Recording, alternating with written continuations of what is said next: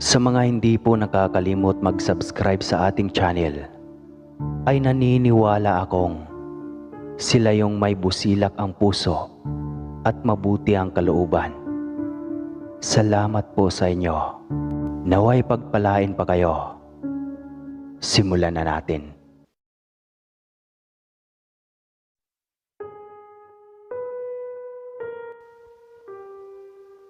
Madalas tayong mga Pinoy ay food is life talaga. Minsan kasi, curious tayo sa kung ano ba ang lasa ng isang lutong Pinoy na specialty sa isang kainan. Lalo pa kapag dagsa ang mga parokyano sa ganoong kainan. Noong buhay pa kasi ang nanay, paboritong luto ko ang bulalo. Kaya hanggang sa nakapag-asawa ako dito sa Maynila, ay ang bulalo pa rin ang hinahanap kong luto sa mga kainan. Lalo na kapag lutong bahay. Pero kakaiba ang lasa ng bulalo ni inay. Kaya madalas kapag bumibili ako ng bulalo, ay paiba-iba ang karinderya na binibilhan ko. Pagbabaka sakaling may nakakuha ng timplada ni ina, subalit bigo ako. Halos sinuyod ko na ang buong lugar dito sa amin, ay wala talaga. Ibang-iba ang timplada niyon sa luto ni ina. Ako nga pala si Take Boy, Sir Cas. Isa rin ako sa mga tagapakinig ng inyong mga totoong kwento tungkol sa mga aswang. Kaya umaasa ako na sana mabasa mo rin itong aking karanasan. Taong 1988 iyon, nang umuwi kami ng aking asawa at isang anak sa aming probinsya. Dahil sa biglaang pagpanaw ng aking ina, ang sabi, mataas na presyon ng dugo ang dahilan. Kaya bigla na lang itong bumagsak at dead on arrival na nang isinugod ito sa ospital. Ilang taon din ang ginugol ko sa Maynila, kaya nang umuwi ako sa amin ay halos maligaw na ako dahil sa dami ng kabahayan at bagong mukha ng mga tao. Isang bulaluan din sa kanto ang aking namataan. Biglang tumulo ang aking mga luha nang maalala ang ina. Pagdating ng bahay ay sinalubong kaagad ako ng aking mga kapatid ng malakas na hagulgol. Hindi ko na rin napigilan pang humagulgol. Hindi man lang ako nagkaroon ng pagkakataon na makasama muli ang inay. Matapos ang dekadang nilisan ko ang bahay namin para makipagsapalaran, ngayon lang ulit ako nakauwi ng bahay kung kailan nasa kabaong na ang nanay. Matapos mailibing ang nanay ay kanya-kanya ng balik sa kani-kanilang lugar ang aking mga kapatid. 8 kasi kaming lahat at pawang may mga pamilya na. Ako lang at ang aking asawa ang nagpaiwan sa bahay kasama si tatay. Matanda na rin kasi ito at wala nang ibang kasama sa bahay. Hanggang sa napag-usapan naming mag-asawa na pumirmi na lang muna sa puder ng tatay upang may kasama rin ito. Malapad rin naman ang aming taniman ng palay at mais, kaya iyon na lamang ang aking pinagkukunan ng aming araw-araw na pangkabuhayan. Kahit laki sa syudad ang aking asawa ay hindi naman siya maarte, kaya masasabi kong maswerte ako sa aking asawa. Isang hindi inaasahang biyaya ang biglang dumating sa aming buhay. Nagbuntis ang aking asawa ng aming pangalawang anak. Labis ang tuwa ko noon. 5 taon na kasi ang panganay ko. Hindi naman kami gumagamit ng kontrol, subalit hindi kaagad ito nasundan. Kaya naisip kong baka hindi na ito masundan pa. Akala ko lang pala iyon. Nakakatuwa lang dahil ako ang naglilihi ng mga sandaling iyon. Lagi ko pa talagang hinahanap iyong bulalo sa may kanto. Hindi ko pa man kahit minsan natikman ang luto doon dahil hindi sumagi sa isip ko ang kumain ng bulalo. Ngunit bigla na lang hinahanap ng aking hininga ang pagkaing iyon. Hindi isang beses kundi araw-araw. Gusto ko na bulalo lagi ang nasa aking harapan. Hinahanap-hanap ko palagi ang amoy ng bulalo. Kaya maging ang aking asawa ay natatawa sa aking inasta.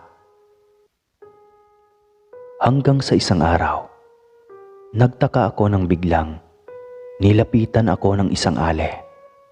Pauwi na ako noon, bit-bit ang supot na may lamang bulalo. "Dong, alam mo ba kung ano iyang pagkaing binibili mo?" Tanong nito sa akin kaya walang duda akong sumagot. "Tiyay, bulalo po ito. Diyan lang sa kanto ko binili." Nakapalabi pang sagot ko rito. "Bulalo nga iyan pero alam mo bang aswang ang tinderan yan? Hindi ka ba nag-aalala na baka mahawaan ka ng mga iyan? Mga kapwa niya aswang ang namimili riyan. Hindi mo pa nabalitaan yon?" Wika niya sa akin na ikinibigla ko. Tila tinatakasan ako ng lakas, kaya bigla kong nabitawan ang hawak ko na bulalo. Ilang linggo na ba akong pabalik-balik sa bulaluhang iyon. Mabilis akong umuwi ng bahay at hindi na nakatugon sa isang ale. Nagtaka ang aking asawa kung bakit wala akong dalang ulam. "Pa, akala ko ba bibili ka ng ulam? Nasaan na?" Nagtatakang tanong niya. Parang nahirapan pa akong ipaliwanag sa kanya ang sitwasyon. Paano kasi?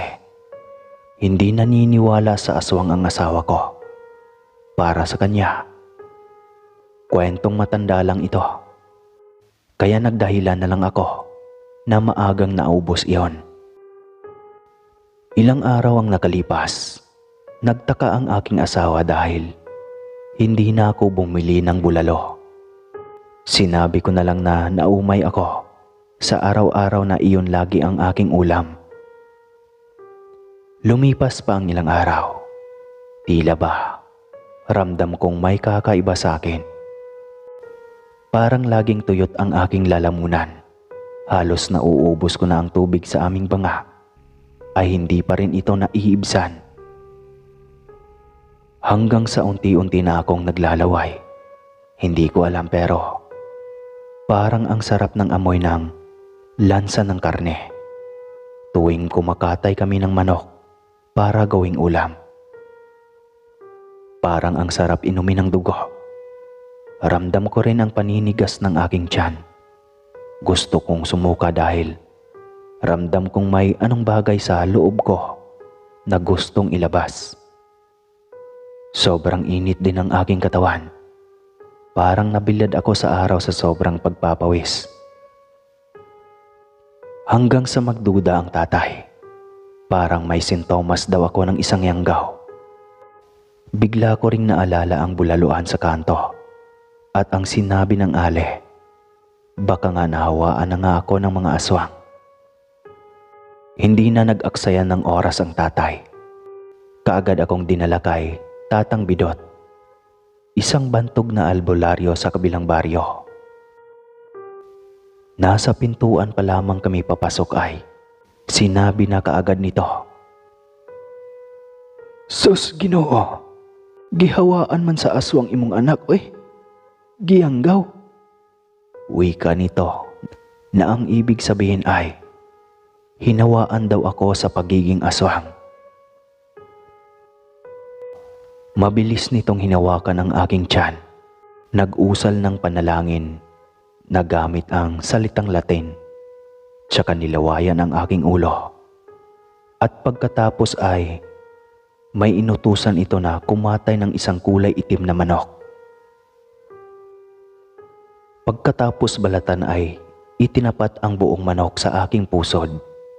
Ramdam kong may kung anong bagay na gumagalaw sa loob at tila ba gustong kumawala. Ang mga dugo ay minarkang cross sa aking kamay, noo at paa. Naghuhumiyaw na ako sa sobrang sakit ng aking tiyan. At kahit anong pilit ko na maisuka ay hindi talaga lalabas. Sinabi pa ng albularyo na maaaring ikinamatay ko na iyon dahil nagkaroon na ng kuko at tuka ang sisiw na nasa loob ng aking katawan. Kinabahan ako ng husto sa mga sandaling iyon. Buntis pa ang asawa ko at mag-aanim na taon pa lamang ang panganay ko.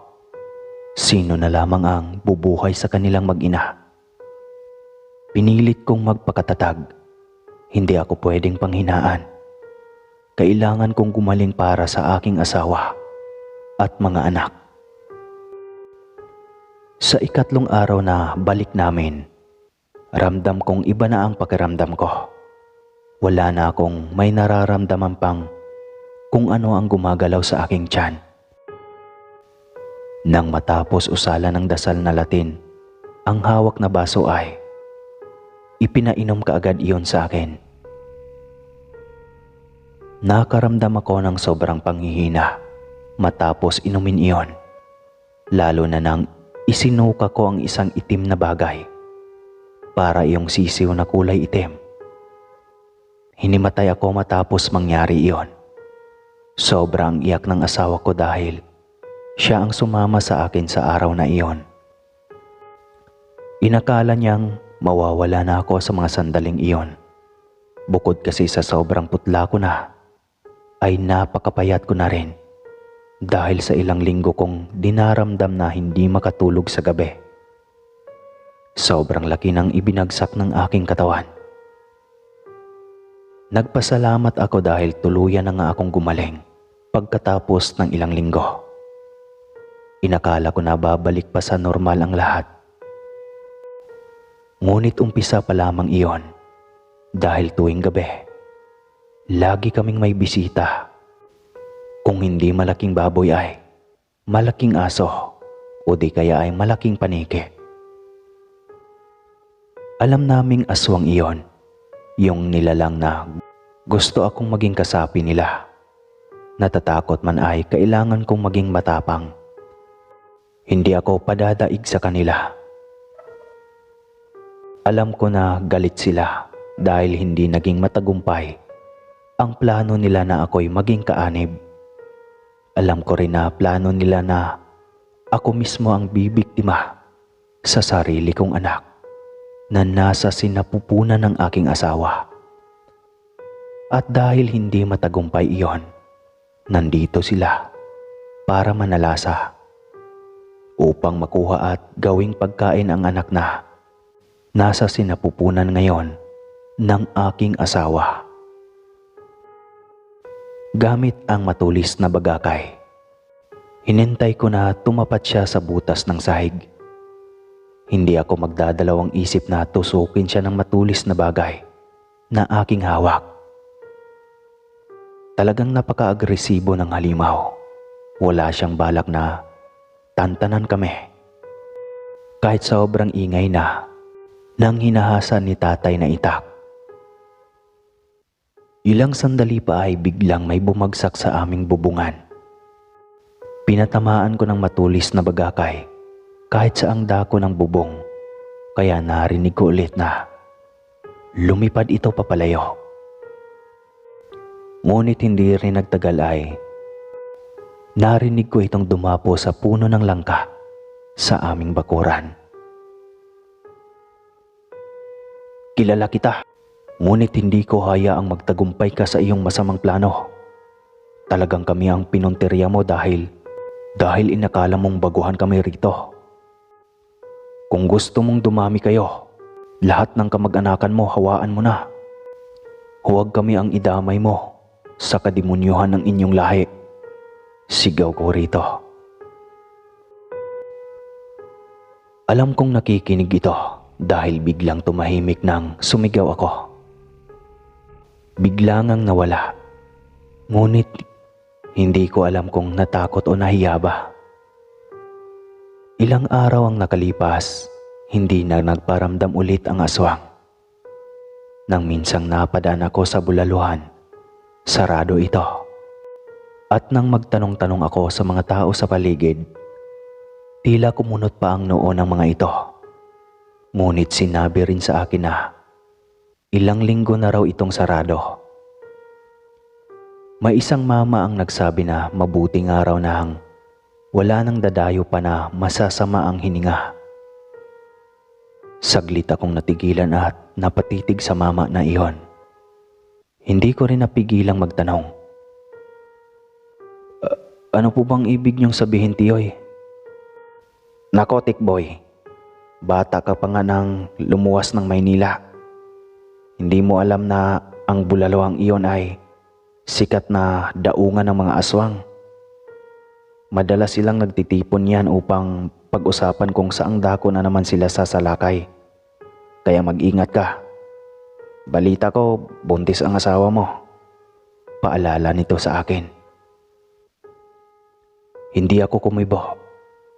Ayaw kong malaman ng mga tao sa paligid na kamuntik na akong maging aswang.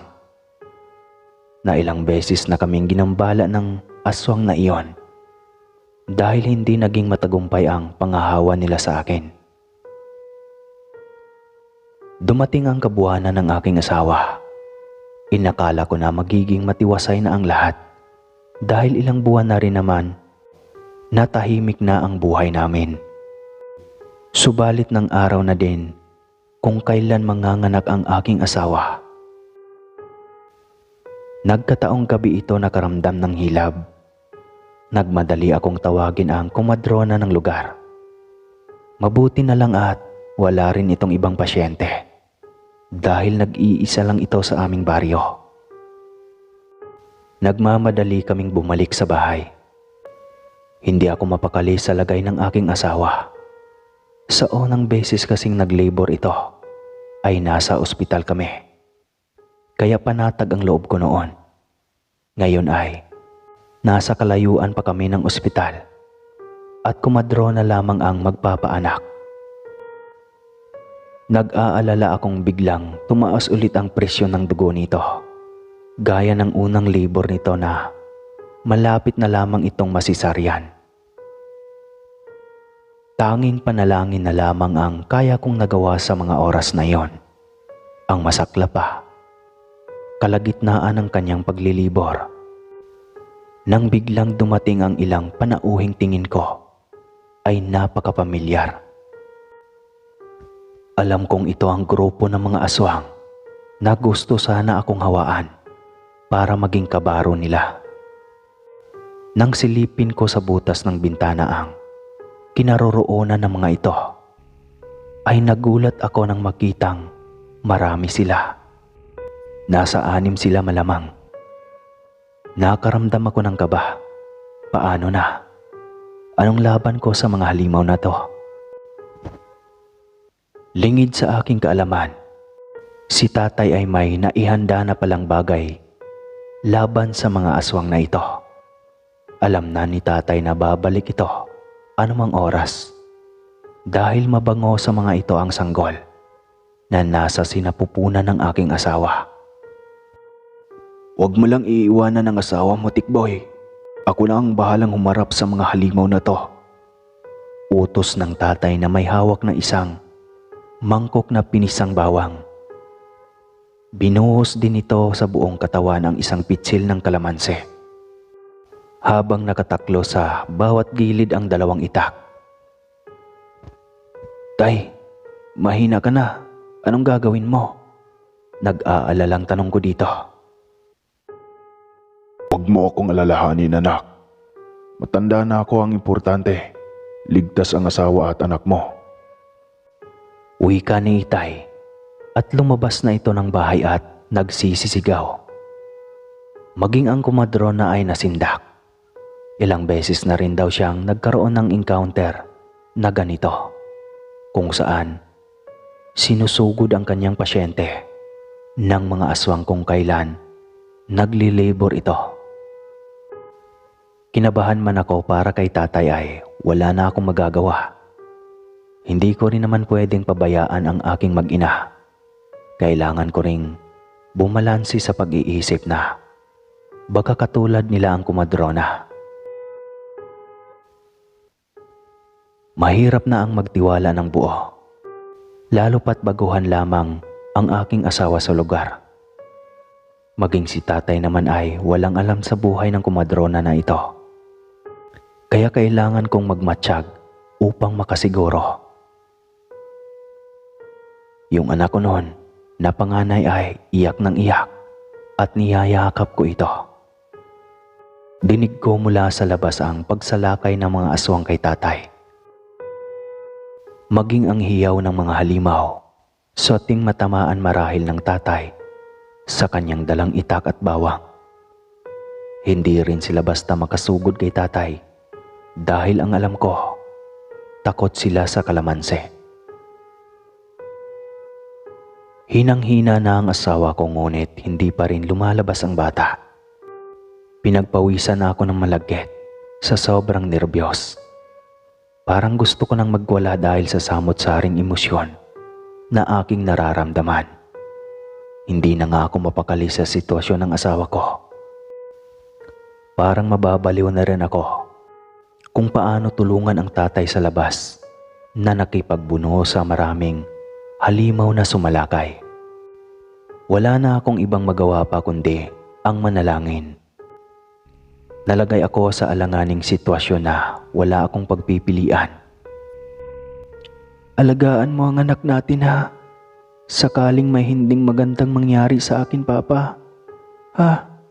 Bilin sa akin ng aking asawa. Kaya mas lalo akong kinabahan. Napaiyak na lang ako dahil sa wala akong ibang magawa para tulungan siya sa hirap ng kanyang pinagdadaanan.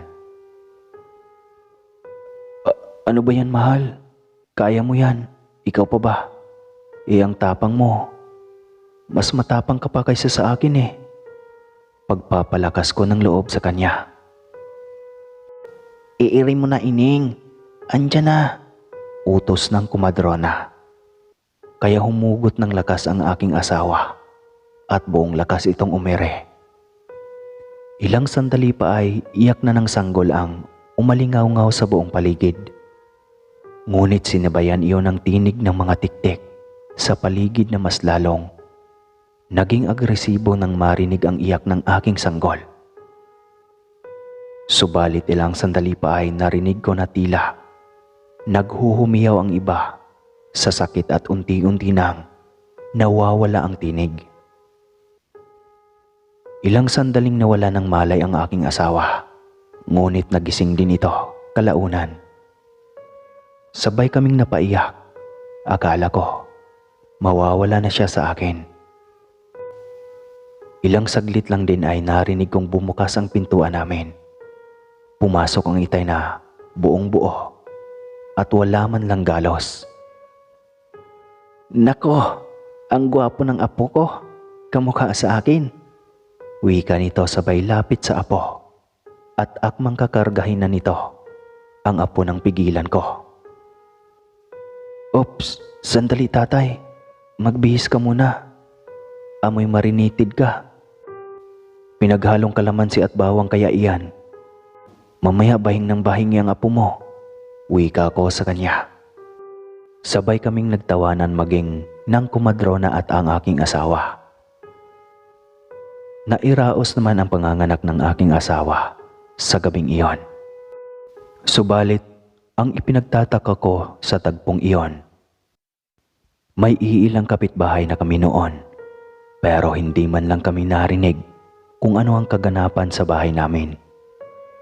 At bakit hindi ko naisipan na sumigaw ng tulong.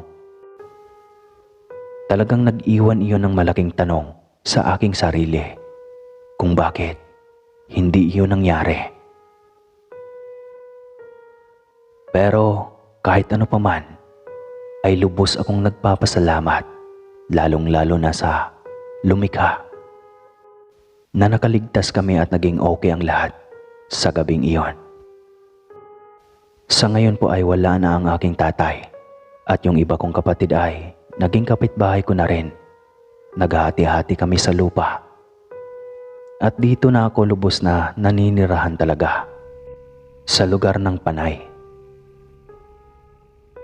At hanggang dito na lang po, Sir Casper. Salamat po sa iyo at sa mga tagapakinig mo. Muli po, ako po si Tikboy ng Panay.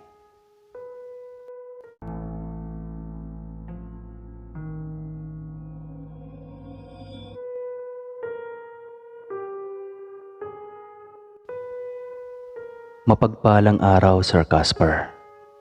Ako si Mario. Ang kwentong ibabahagi ko sa inyo ay nangyari noong taong 1995 sa probinsya ng Negros. Isa akong magbubukid. Araw-araw akong nasa aming taniman ng mga gulay.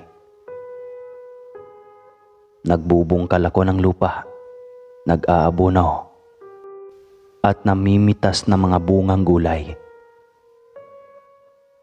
Ganito na ang nakasanayan kong trabaho mula pa sa aking pagkabata. Kahit mahirap ay nakakaraos din naman ako dahil mag-isa ko nang itinataguyod ang aking sarili. Ang aking mga magulang ay hindi ko na kailanman nakikilala. Sabi ng aking lola, sanggol pa lamang ako nang mamatay sila sa disgrasya. Nangyari iyon sa barko kung saan pauwi na sila galing ng Maynila. Nalunod ang nasabing barko kasama sila. Kaya wala man lang akong kahit anong alaala mula sa aking mga magulang. Si lola na lang ang naging kasama ko na kailan lang din ay namatay. Iginupo ito sa sakit na high blood. Kaya naman, heto ako ngayon, mag-isang umuusad sa buhay habang ginagawang panimulang pangkabuhayan ang naiwan niyang hindi rin naman kalakihang lupain. Pero sapat din naman ito para mabuhay ako. Sa unti-unti ay nasasanay na ako sa aking pag-iisa sa buhay. Pagdating naman sa pamamasyal sa baryo, ay may iilang kaibigan din naman ako. Isa na sa kanila, si Jaime. Hindi kagaya ko, may kompletong pamilya pa ang lalaki. May asawa at anak na din siya. Maliban pa doon, medyo matanda din siya ng ilang taon kumpara sa akin. Palangiti, mabait at palakaibigan ito. Iyon ang dahilan kaya magaan ang loob namin sa isa't isa. Tila siya ang kapatid na kahit kailan ay hindi ako nagkaroon. Naging tagapagtanggol ko sa lahat ng pagkakataon at higit sa lahat, naging tanungan ko sa lahat ng bagay na inosente ako. Iyon ang dahilan kung bakit halos hindi kami naghihiwalay kapag nagkasama. Punong-puno ako ng mga kwento mula kay Jaime. Partikular ang mga kwentong aswang. Aniya, sa aming baryo ay may ganoong mga nilalang. Hindi ko na lang daw ito napapansin, ang mga ito, dahil mahilig daw ang mga ito na manlinlang at magpanggap. Kaya naman tinuruan niya ako para malaman ang ugali ng mga nasabing nilalang. Aniya, maraming uri at lahi ang aswang. May mga aswang na nakakalipad at mayroon namang hindi. May aswang na kumakain ng mga hayop, nagpapanggap na hayop, at mayroon din namang mga tao ang kanilang nilalantakan. Iyong tinatawag nilang karaniwang aswang ay isa sa mga taong mapagpanggap. Ginagawa nila ang lahat ng nakagawian ng mga tao, namumuhay ng normal at nagtatrabaho, nagsisimba at nakikihalubilo sa mga kagaya namin. Kaya naman, mahirap hulaan ang tunay na aswang.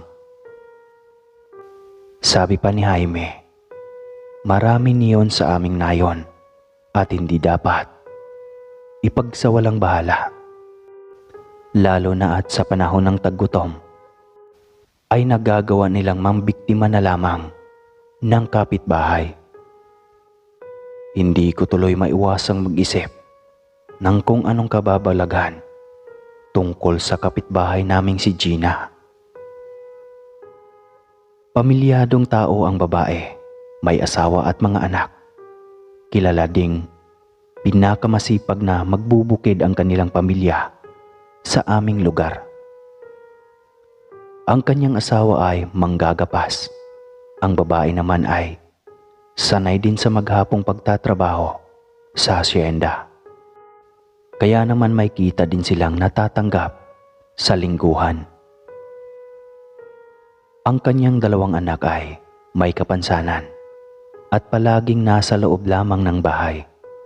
Si Gina naman, kahit masipag at isang hindi mapang-abusong tao, ay pinangingilagan ng lahat dahil sa kanyang kakaibang pag-uugali. Ayon sa ibang nakakakilala kay Gina, may saltik daw ito at nagsasalitang mag-isa kahit wala namang kausap. Kaya naman walang sino man ang nagtatangkang makipaglapit sa kanya o makipag-usapan lang sa takot na baka mapagkatuwaan ng babae. Ang kanilang bahay ay nasa tapat ng aking pagmamay-aring lupang pastuhan at palagi kong nakikita sa tuwing dinadala ko ang aking alagang kalabaw doon upang makakain ng marami at kapag nagtatrabaho ako sa aking taniman. Katuwang ko kasi sa aking pagsasakaang alaga kong kalabaw. Araw-araw ko itong dinadala sa pastuhan upang makakain ng mga pagkaing damo. Iyon ang isa sa mga dahilan kung bakit madalas akong mapagawi malapit sa tahanan ni Gina. Minsan ay kinakailangan ko ng may katabaang sanga para siyang lagyan ng lubid ng kalabaw. Sa kakahanap ko ay nakarating ako malapit sa kanilang bahay. Hapon na iyon at pauwi na ako sa bahay. Kaya nagpasya na akong iligpit ang aking alaga sa pastulan. Nakakita naman ako ng aking hinahanap, kaya aalis na sana ako para bumalik kung nasaan ang aking alaga nang mapansin kong palabas ng bahay si Gina at bihis na bihis. Narinig ko nang magpaalam ang babae sa kanyang asawa at mga anak nang magbilin ang mga ito na nais nila ng pasalubong na sariwang atay ng tao pag uwi nito.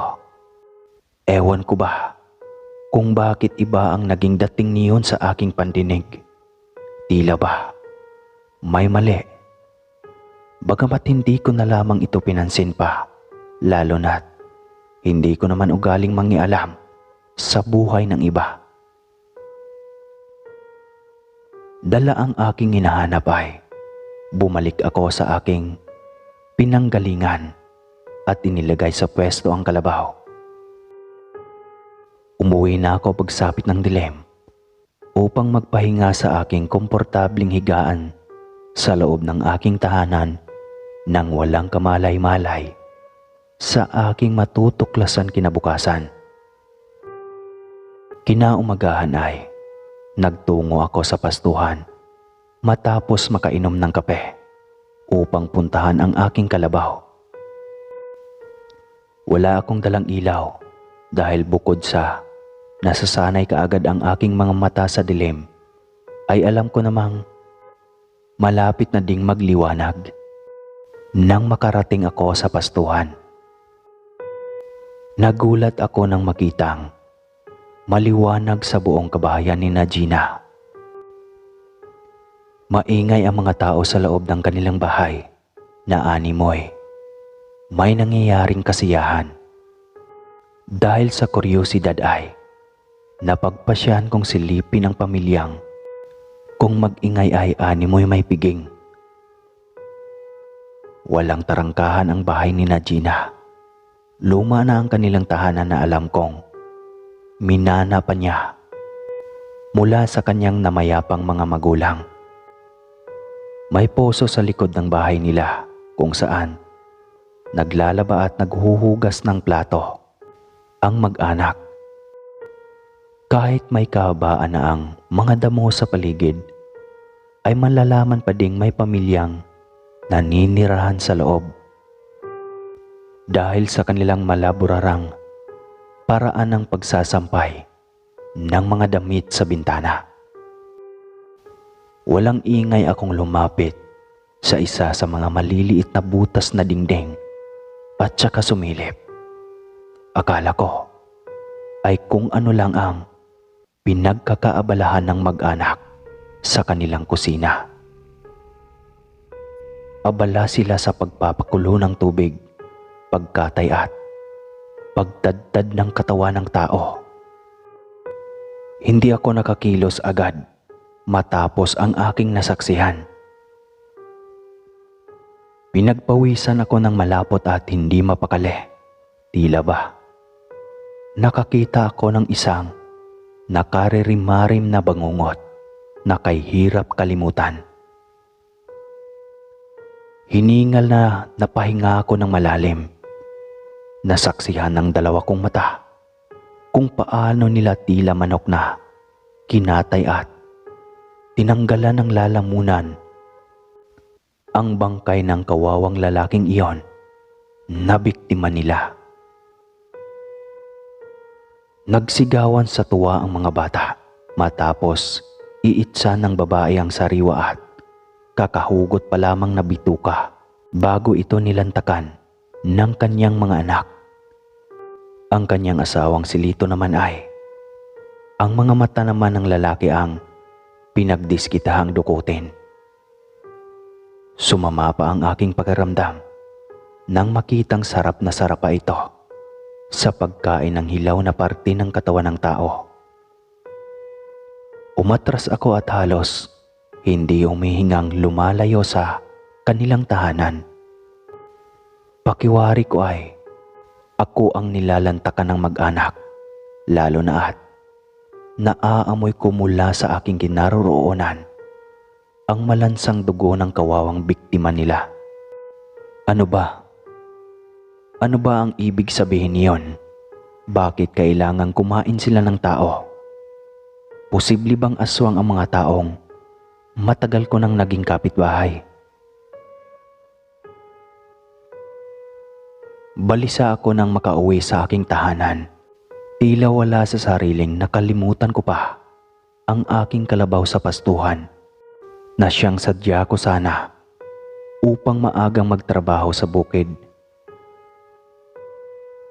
Paulit-ulit na sumasagay sa aking isipan ang lagim na aking nasaksihan. Dahil sa aking pagkabahala ay hindi na muna ako nagtungo sa bukid. Bagkus ay pinuntahan ko si Jaime sa bayan kung saan siya nakatira. Mabuti na lamang at naroon ang lalaki. Kaya naman, agad kong ibinalita sa kanya ang aking mga nasaksihan tungkol sa mag-anak. Tumawa siya at sinabing ang mga kagaya ni Gina ay mga karaniwang aswang lamang. Sila iyong nagmumukhang tao ngunit halimaw pala. Nagpapanggap sila at kunwari Kauri namin ngunit kumakain pala ng kauri ko. Aniya, maaari din daw akong magkunwaring walang nalalaman kung nais ko ng kumpirmasyon sa tunay na pagkatao ni Gina. Dadalawin ko raw ang pamilya ni Gina at bibigyan ng nilutong pagkain. Bilang ganti ay bibigyan din daw ako ng babae ng pagkain at baliwalang iuuwi ito sa bahay. Upang mapatunayang aswang nga ang mga ito, ay pipigaan ko lamang ng kalamansi ang ibinigay ng mga itong pagkain. Kapag magbabago ang itsura ay kumpirmado daw. Kahit ayaw kong gawin ay pinilit ko ang aking sariling kumpirmahin ang aking hinala. Ayaw kong dumating ang panahon na baka ako naman ang mabiktima ng aking kapitbahay na aswang dahil lang sa masyado akong naging kampante sa pag-aakalang tao sila. Kabadong naglakad ako kinagabihan papunta sa bahay ni Gina. Dala ang mangkok ng umuusok na sabaw ng bangos ay kumatok ako sa kanilang tahanan. Nagkanda-ugaga ang mag-asawa at kanilang mga anak na animoy. May piyesta sa loob ng kanilang bahay. Nang pagbuksan ako ng ginang ng pinto, ay hindi ko mapigilan ang mamutla at pinagpawisan ng malapot. May kagat-kagat na tila atay ng tao si Gina habang tinatanong ako kung ano ang aking kailangan. Walang imik na inaabot ko ang mangkok ng umuusok na sabaw.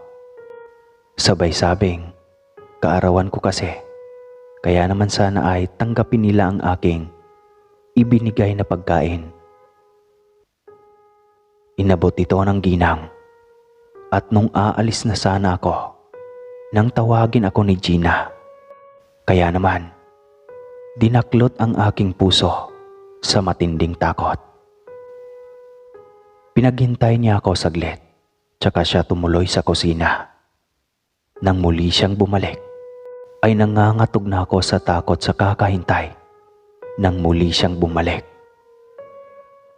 may dala na itong isang malaking bandihado na may lamang 6 litso na malaking hita ng baboy. At sabi pa niya ay, kinatay raw nila kahapon. Ako naman ay halos maihina sa labis na takot nang tinanggap ang pagkain at tsaka nagpasalamat. Sabi pa ni Gina ay ayaw nila sa laman ng baboy dahil ang mga laman loob lang ng mga baboy ang nais nila. Tumango na lang ako at nagmamadaling nagpaalam. Nang makauwi ako sa bahay ay tinitigan ko ang pagkaing iyon. Kahit anong kurap ko ay hita talaga ng baboy ang nakikita ko. Ewan ko ba, hindi ko naman maiwasang mandire. May mga boses na bumubulong sa akin. Nalinlang lamang ang aking nakikita na ang pagkaing nasa aking harapan ay pagmamay-ari ng isang kaawari ko. Mabilis kong pinagana ang aking isipan sa halip na manatiling matulala at tumayo. May isang malaking puno ng kalamansi sa aking likod bahay, kaya pumitas ako. Ito lang ang nag-iisang solusyong nakikita ko na maaari kong gawin.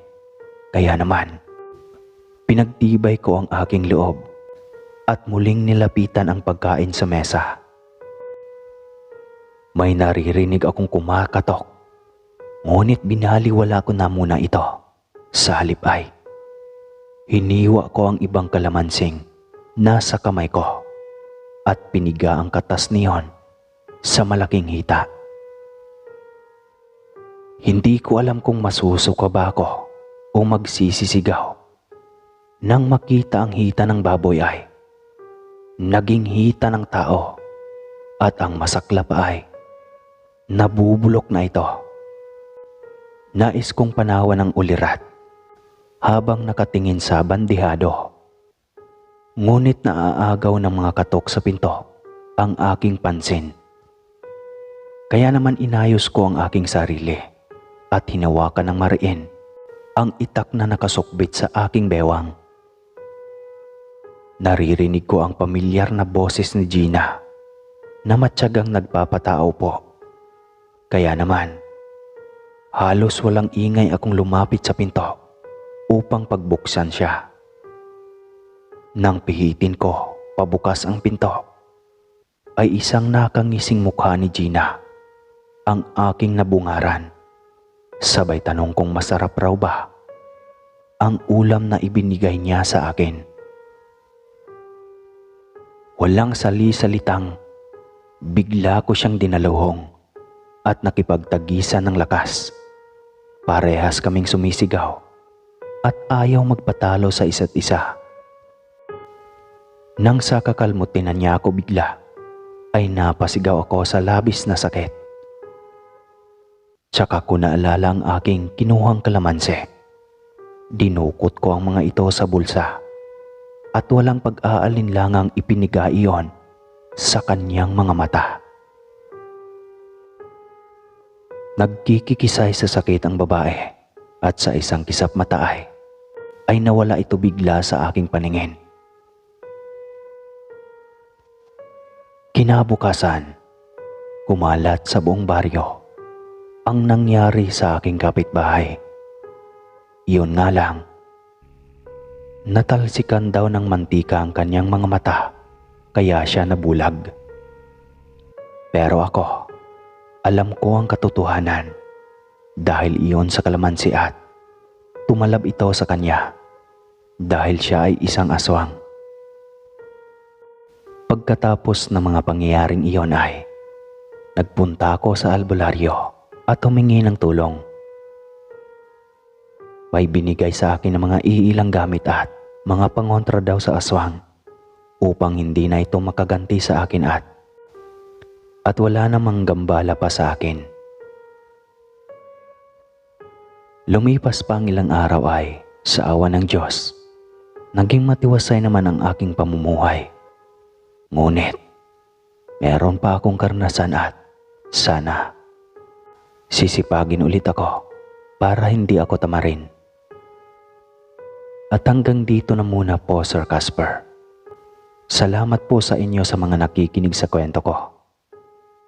Muli po, ako po si Mario ng Negros. Pogi.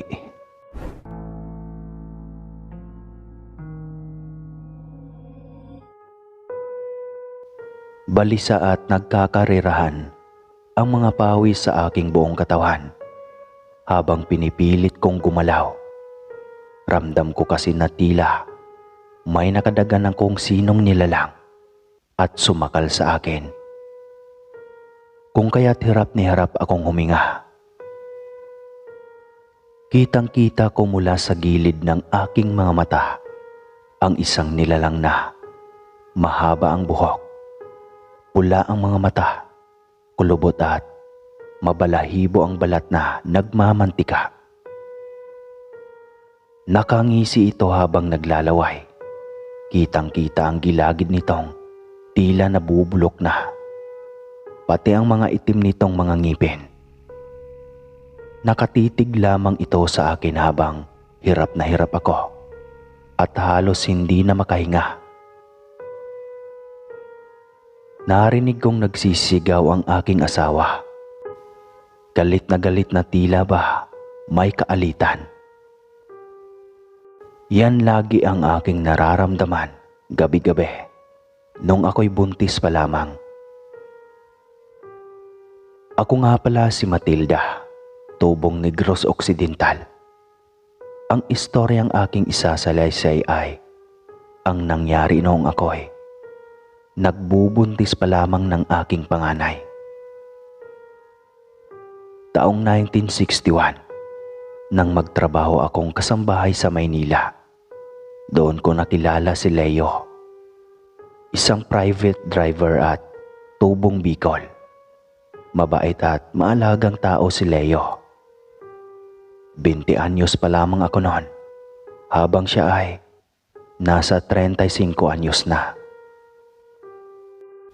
Halos 2 dekada na rin kasi siyang naging driver sa pamilyang iyon, kaya medyo nakalagpas na ng kalendaryo ang edad nito. Hindi rin ako makapaniwalang siya ang aking mapangasawa. Ayaw na ayaw ko sa kanya noon kasi nga matanda na. Kuya pa nga ang tawag ko sa kanya dati. Pero iba pala, kapag si Cupido ang umatake, tatamaan ka talaga. Pagkatapos ng aming kasal, napagpasyahan ko na sa aming bayan na lang manirahan, sakop ng Negros. Kasi malayo ang lugar ni Leo, nasa Bicol pa. Ayaw ko namang sobrang layo sa pamilya ko, lalo na kina nanay at tatay. Baka mamaya, kapag dumami na ang mga anak namin, hirap nang mag-ipon at hindi na madalas makabisita sa kanila.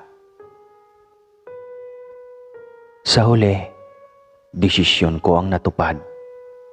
Sa Negros kami nanirahan at nagtayo ng munting bahay na yari sa kawayan. Sa gitna ng aking munting minanang sakahan at palayan.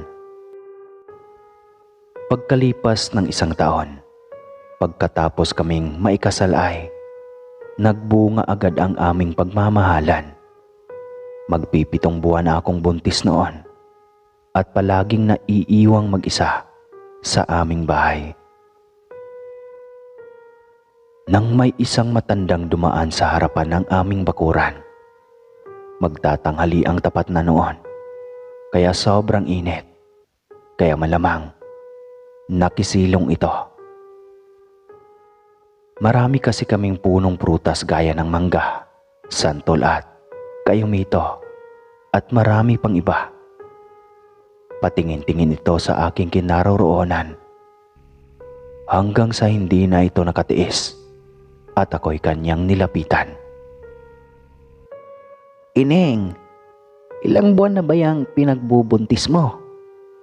Nakangiting tanong nito. Hinilot-hilot pa nito ang tuhod habang nakayuko. Malamang masakit dahil sa paglalakad. May katandaan na kasi, siguro nasa edad 70 na. 7 buwan na po, nanay. San ka ba galing at tanghaling tapat ka na umuwi? Sobrang tindi pa naman ng init ngayon. Mamaya magkasakit ka niyan. Wika ko dito ng merong pag-alala. Kinuha ko ang upuan na yari sa kahoy at pinaupo siya roon. May nagpapahilot kasi sa aking buntis, ineng, kabuanan at malapit ng mga anak kaya lagi kong binibisita. Wika nito sa akin habang pasulyap-sulyap sa aking maumbok na tiyan. Nako, talaga po. Kung ganoon ay hindi na ako mahirapang maghanap pa. Ikaw na lang ang kukunin ko para magpaanak sa akin.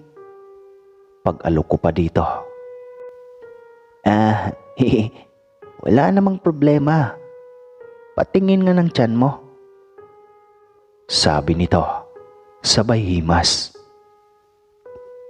Titig na titig ito sa aking tiyan at tila ba gigil na gigil. Pero sa utak ko, malamang mahilig din sa bata si Lola. Kasi gano'n naman kadalasan ang mga matatanda. Nagulat na lang ako nang biglang nilawayan nito ang kanyang daliri at minarka sa aking tiyan. Napaatras pa ako ng konti dahil nakaramdam ako ng pandidiri. Mapula pa ang kanyang bunganga dahil sa tabako at apog na kanyang ninunguya. Huwag kang magsuot ng pula at itim na damit. Sa mga aswang kasi, kitang-kita ang bata sa loob ng iyong tiyan. Wika pa nito sa akin. Sinabi pa nitong suhi ang lagay ng bata, kaya kailangan niyang hilutin. Pumayag naman ako para sa ikabubuti ng aking anak at sa parehong kaligtasan namin. Ilang sandali pa ay dumating na rin ang aking asawa para sa pananghalian. Tuwang-tuwa kong ipinakilala sa kanya ang aking asawa. Malugod siya naming tinanggap sa bahay hanggang sa dumating na ang araw ng aking kapanganakan. Sa aming bahay rin natutulog ang aking inay ng mga panahong iyon. Nais kasi nitong pagsilbihan ako kapag nanganak na ako. Mahirap daw kasing mabinat, nakakamatay o di kaya naman nakakabaliw. 10:00 na ng gabi nang biglang humilab ang aking tiyan. Sobrang nataranta ang inay, pati ang aking asawa. Maya-maya pa ay may tumawag mula sa pinto. "Tilda! Leo! Napano na kayo dyan?" Tawag ng matandang kumadrona. "Si Marjing yan ha." Wika ni nanay sa akin. Tumango ako at sinabing siya ang magpapaanak sa akin kaya mas lalo itong nabigla. "Hindi na," sagot niya sa akin. Kitang-kita ko ang pagkasindak sa mata ni inay. "Bakit po, Nay?" tanong ko. Hindi ito nakaimik dahil pinapasok ng aking asawa si Lola Marjing. Pagkatapos ng ilang oras na pasakit ay nairaos ko ng maayos ang aking anak. Ngunit laking pagtataka namin nang ibinalot ni Lola Marjing ang aking anak at sobrang tahimik ng bata. Iniabot niya ito sa akin. Nangingitim na ito kaya nanlumo ako at hindi makapaniwala. Dali-daling nagligpit ang kumadrona para sana umuwi na nang harangin ito ng tatay sa pinto. "Walang hiya kang matanda ka, aswang ka," sigaw ng tatay kaya naalarma pati ang aking asawa. Kinuha agad nito ang itak na nakasaklob sa sahig ng kawayan. Hinila ito at tinutukan ng matanda. "Hayop ka! Ibalik mo sa akin ang anak ko!" sigaw ni Leo na galit na rin. Subalit nagmamatigas ang matanda hanggang sa nagalit na ito dahil hindi siya pinaparaan. Akma na sana itong magpapalit anyo sa isang malaking aso ngunit maliksi ang itay. Bigla siya nitong tinusok sa pinatulis na bagakay, kung kaya naghuhumiyaw ito sa sakit na tila isang baboy na kinakatay. Bigla din itong bumalik bilang isang matandang si Marjing. Tama na. Oo, ibabalik ko na.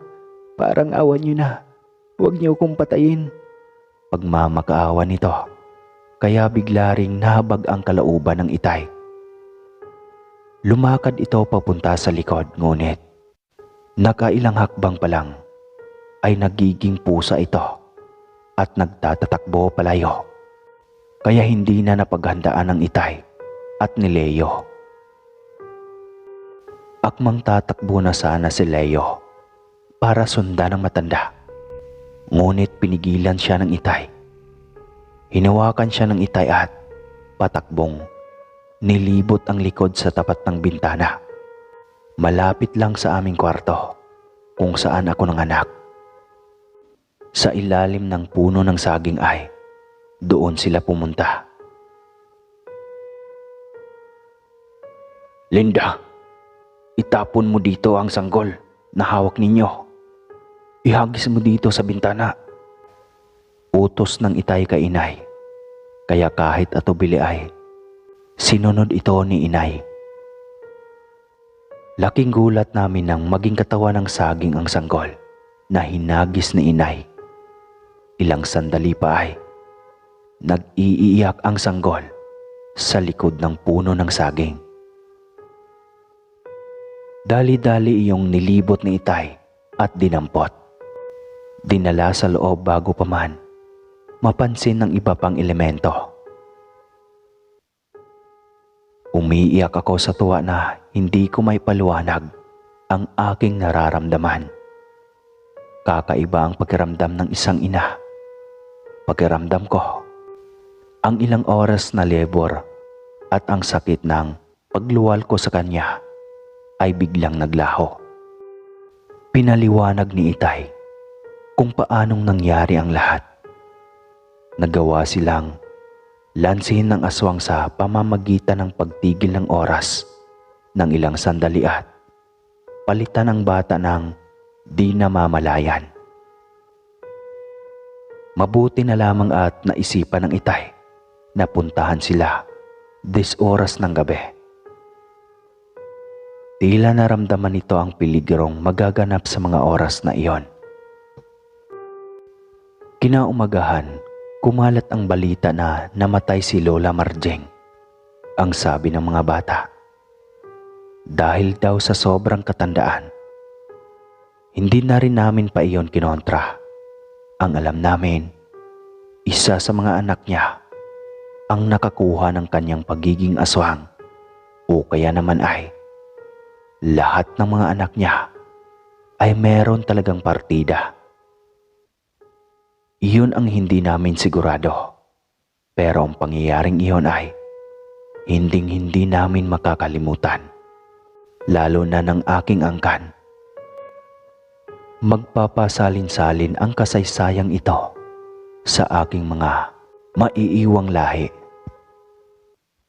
Inakala ko na tapos na ang bangungot na iyon. Lingid sa aming kaalaman. Bago pa yata nalagutan ng hininga ang matanda ay naikwento ito sa kanyang pamilya ang nangyari sa kanya.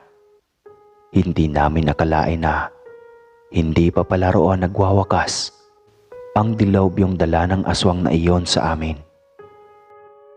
Binalak pa ng angkan na iyon na maipaghiganti ang kanilang namatay na inang aswang. 1 buwan ang nakalipas matapos ang pangyayaring iyon.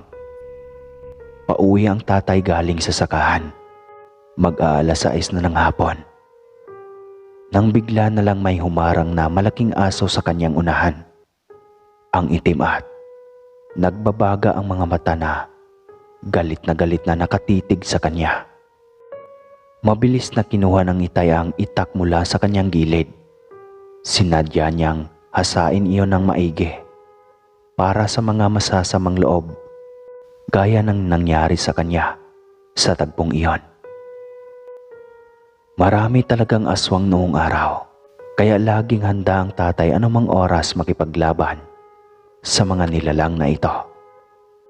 Hindi siya umaalis ng bahay na hindi dala ang itak. Pinaghahandaan talaga kita, aswang ka. Alam kong kakilala lang kita. Hindi na talaga kayo nadala Gusto mong isunod kita sa ina mo. Galit na sigaw ng tatay sa kaharap na malaking aso. Nanggigil ang halimaw sa sinabi ng tatay. Akmang susugod ito palapit, ngunit inunahan ito ng tatay kaya napatakbo ito palayo. Sinundan iyon ng tatay ngunit napakatuli ng takbo nito. Hindi mahabol ng itay kahit anong bilis niya. Kalaunan, nawala ito sa kanyang paningin kaya hinayaan na lamang niya iyon.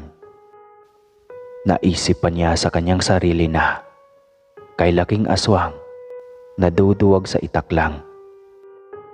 Nang makarating na ng kanilang bahay, tinawag ng tatay ang nanay dahil ramdam niyang tahimik ang buong bahay.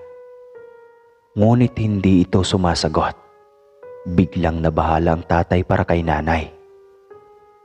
Baka ito ang pinuntirya ng aswang dahil hindi siya ng mga ito kakayanin. Nagmamadaling sinilip ng tatay ang loob ng bahay.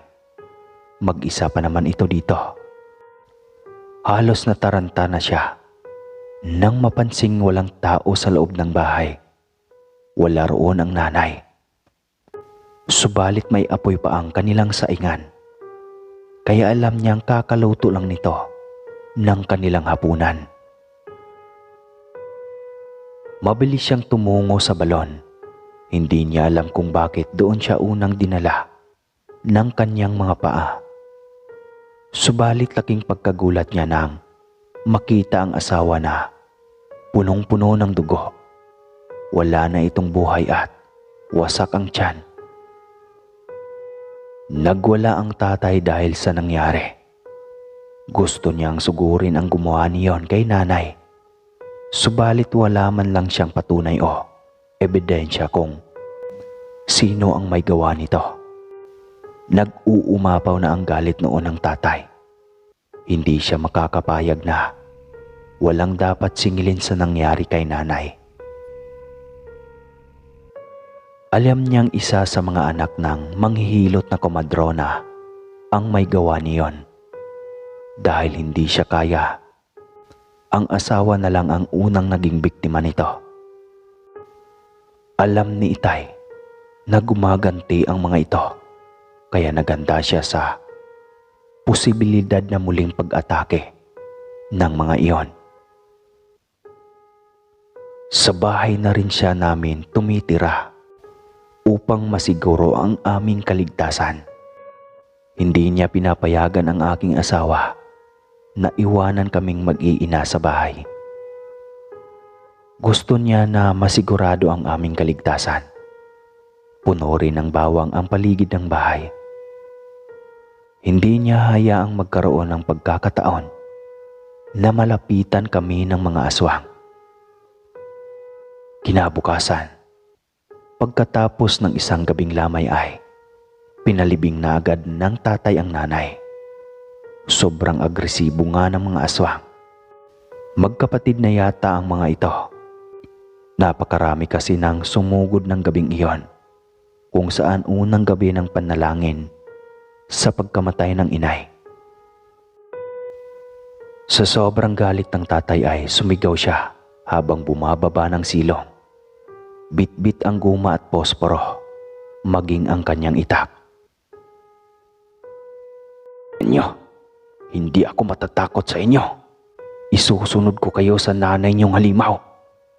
Sigaw noon ng tatay na galit na galit. Kinuha nito ang guma at sinindihan ng posporo. Ilang sandali pa ay narinig na namin ang agresibong tinig ng mga aswang. Nasa 4 sila. Tamang-tama dahil 4 din ang naiwang anak ng yumaong aswang na si Marjing. Tila hindi ito mapakali at galit na galit habang papalayo sa bahay. Inakala naming hindi na babalik, ngunit magdamag kaming hindi pinatulog ng mga halimaw na iyon. Pabalik-balik na tila ba sinasadya na hindi kami pagpapahingahin. Nakaisip si tatay ng paraan. Kung tuksuhan pala ang gusto ng mga ito, ide, pagbibigyan. Kinabukasan, hindi pumunta ng sakahan ng tatay. Halos 2 sako ng makabuhay ang kanyang tinipon. Yung manunggalwain o kaya'y panyawan. Kontra pala iyon ng mga aswang. Halos pinalibot ni tatay ang buong bahay ng mga baging niyon. Pagkatapos, umalis siya, pasan ang isang sako ng baging ng makabuhay. Mataman siyang nagmanman sa paligid ng bahay ng mga aswang. Nang makasiguro na walang tao ay saka siya nagmamadaling pinalibot ang dalang mga baging. Sinisiguro niya pati ang pintuan at bintana. Nang mapuno na ang palibot ay, tsaka siya nagmadaling umalis. Hindi siya lumayo. Nagkubli lamang siya sa talayban na may malalaking bato. Hinintay niyang umuwi ang mga ito. Gusto niyang makita kung totoong mabisa ba ang mga ito. 5:00 na ng hapon. Unang dumating ang isang babae na may kargang isang bigkis na kahoy na panggatong.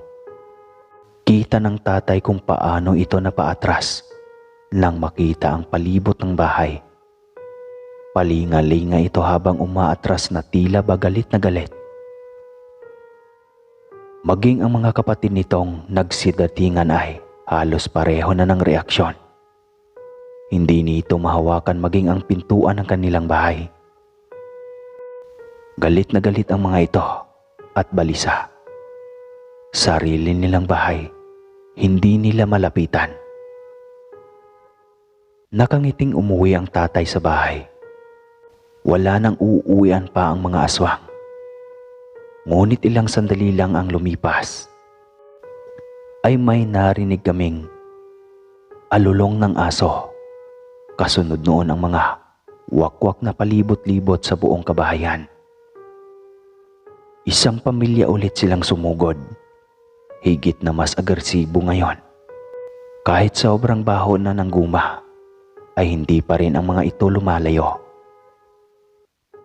Nakaramdam na ako ng takot, lalo pat iyak na ng iyak ang aking magdadalawang buwan pa lamang na anak.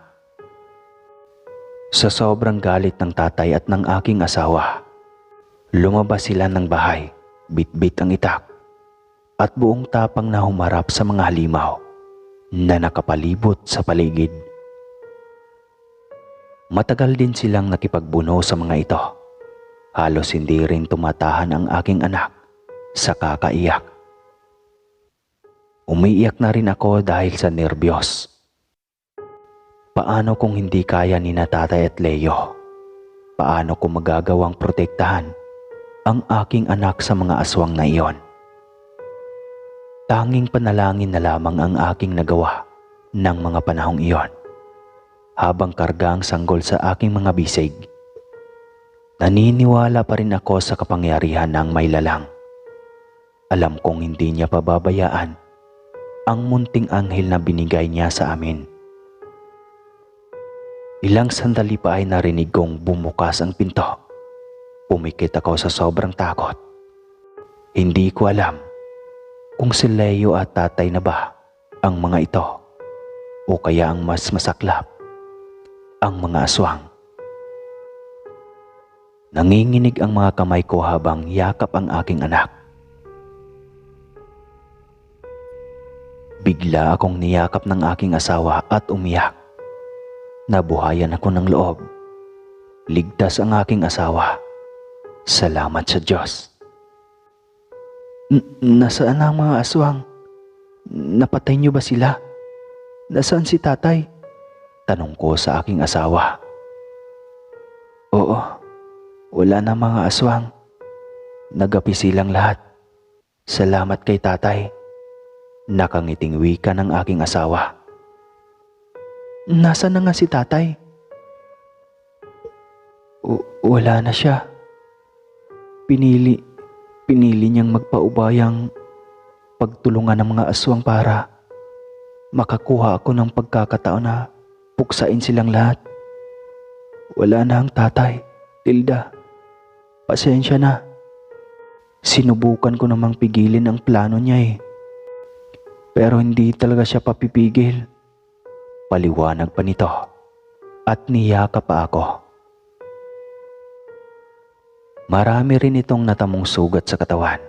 Subalit ang hindi ko lang matanggap, ang mga magulang ko ang nagbuwis ng buhay para protektahan kami ng aking binuong pamilya. Sobrang lungkot ng nangyari sa akin at halos mabaliw ako. Pero sa tuwing makikita ko ang aking anak ay napapanatag ako at lumalakas ang aking loob. At hanggang dito na lang po, Sir Casper. Salamat po sa pagbigay ng oras sa kwento ko. Muli po, ako po si Matilda ng Negros Occidental.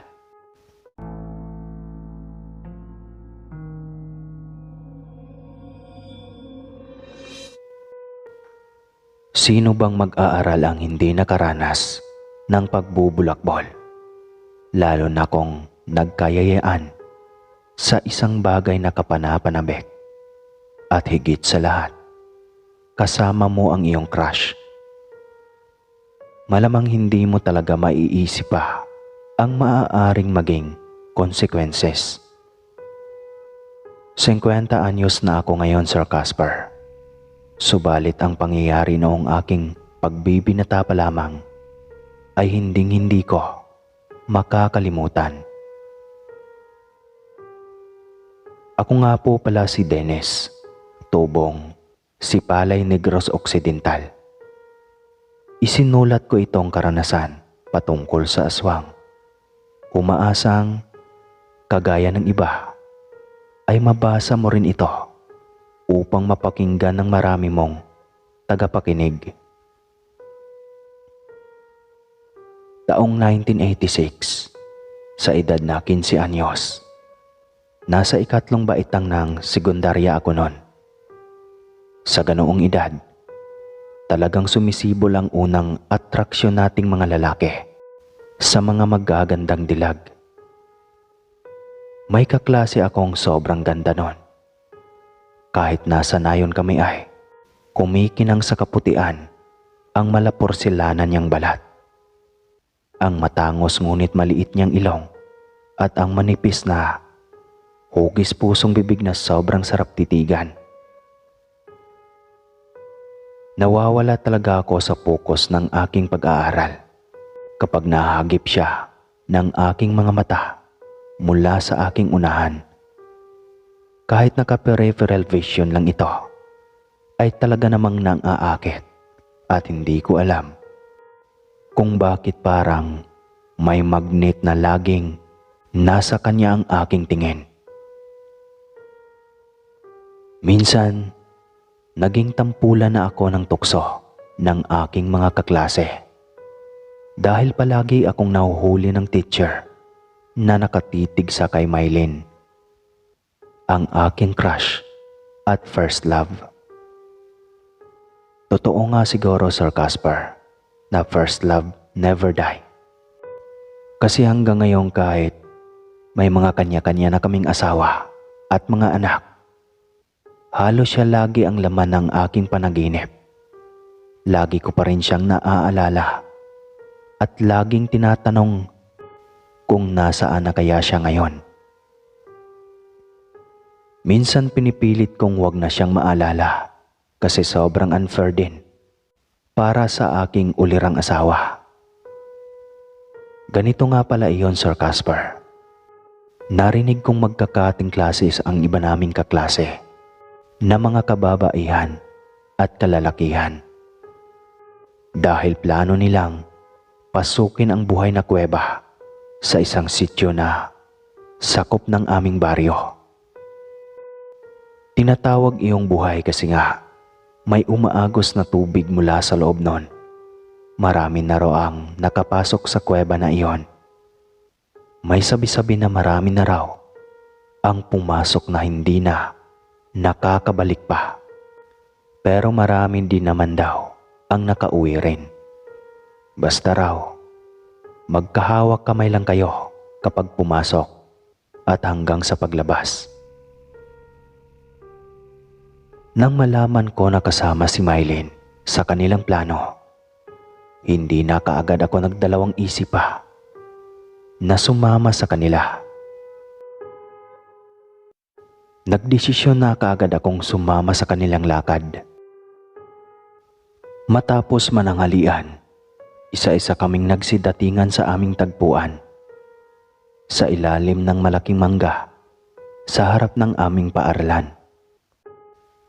Sobrang sabik akong gumala ng mga panahong iyon. Iniisip ko na baka ito na ang pagkakataong masabi ko kay Mylene ang matagal ko lang nararamdaman para sa kanya. Nang makompleto na kami ay agad nang tumalima. Baon ang ilang flashlight at mga pagkain.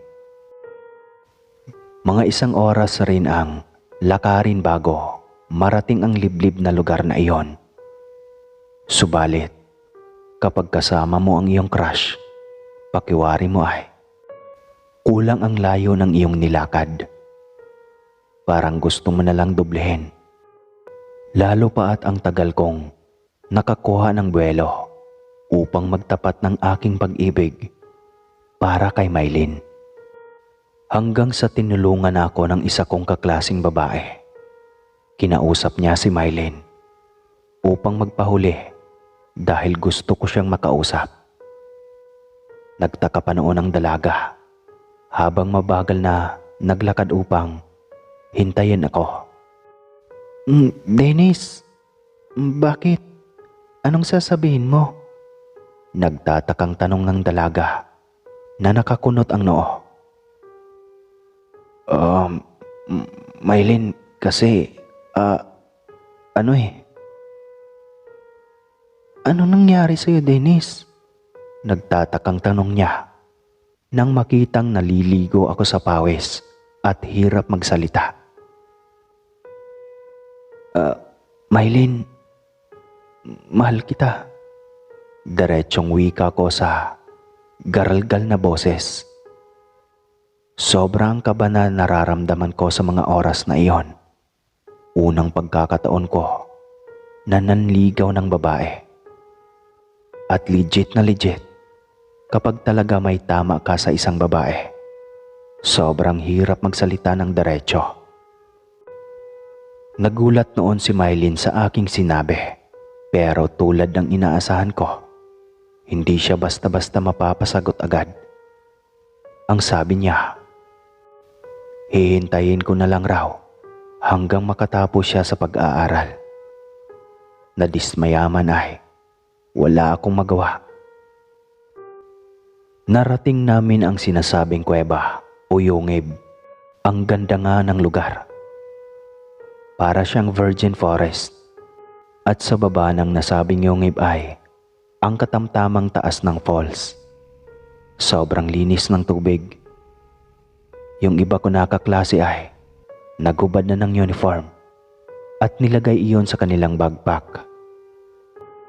Nakashort na lang ang mga ito at kamisola. Mas lalo tuloy akong pinagpawisan nang makita si Mylene sa ganoong ayos. Mas lalo kasi siyang naging attractive dahil sa lumantad ang bilugin at makurbada nitong hubog. Parang binubuhay nito ang aking alagang natutulog. Pero hindi ako nagpahalata na sobrang affected Sir Casper. Mamaya, iisipin niyang manyak ako. Nagsimula na kaming pumasok sa madilim na yungib. Bit-bit ang flashlight. Ay pares-pares kaming pumasok. Tamang-tama. Si Mylene ang naging partner ko. Nakakahalata rin kasi ang iba na may mutual understanding sa aming dalawa. Mas lihim akong kinilig sa tagpong iyon. Lalo noong padilim na ang lugar. Mas lalong humigpit ang kapit ni Mylene sa aking bisig. Kaya nakakuha ako ng pagkakataong makachancing. Siyempre, lalaki ako. At likas na yata sa mga kamay natin ang mabilis kumilos sa mga bagay-bagay. Hinapit ko ito papalapit sa akin at success. Hindi ito pumalag. Sobrang ganda ng loob ng kuweba. Maraming purma ng granite stone na naging sentro ng aming atensyon. May tila misa at upuan na napurma ng batong granite. At halos kumikinang ito tuwing tamaan ng ilaw ng flashlight. Sinubukan pa naming umupo doon. Siguro kung nauso na noon ang cellphone at social media, malamang marami akong memory sa aking Facebook ngayon. Kaso walang gadget sa aming kapanahunan. Nilatag namin ang aming dalang pagkain at nagsimula ng kumain sa loob. Sobrang ingay pa namin noon. Paminsan-minsan ay nagrereklamo ang aming ibang kasama dahil binabato raw sila. Kinutya pa ang mga ito na ang papangit at hindi welcome sa bahay ng mga engkanto. Nagkatawanan ang lahat at nagulat ako nang biglang takpan ang aking bibig ng kamay ni Mylene. Bakit? Nagtatakang tanong ko habang hapit ko pa rin ang kanyang bewang. Huwag kang tumawa. Hindi dapat kinakantsawan ang mga lamang lupa. Hindi natin alam kung ano ang pwede nilang gawin sa atin. Wika niya sa akin. Hindi ako nakitawa, oy. Kumakain ako ng kamote. Mamaya, mabilaukan ako. Sagot ko sa kanya. Naniniguro lang ako. Mahirap na. Dugtong pa nito. Nang matapos na kaming kumain ay nagpatuloy kami sa paglakad. May mga parteng sobrang dulas, kaya kung todo ingat ako na hindi makaapak ng batong tinutubuan ng mga lumot. Mahigpit na rin ang hawak ko kay Mylene upang hindi ito mabuhal sakaling makaapak sa madulas na bato. Dennis, nakakatakot pala talaga dito. Paano kung maligaw tayo? Wika niya. Huwag kang matakot, Mylene. Andito naman ako para sa'yo. At saka, ang dami natin. Kaya kumalma ka lang. Pabalik na wika ko sa kanya. Hanggang sa bigla na lang hindi gumagana ang flashlight na aming mga bitbit. Wala ni isa sa aming bitbit ang natira. Nagsimula nang magpanik ang iba. Habang pinipigilan ko si Mylene na huwag mag-alala. Niyakap ko na ito upang maging kalmado. Maya-maya ay sumigaw ang nasa unahan namin. Uy, huwag kayong masyadong magpaiwan ha. Dapat dikit-dikit lang tayo. Ganito. Bale 12 tayo lahat.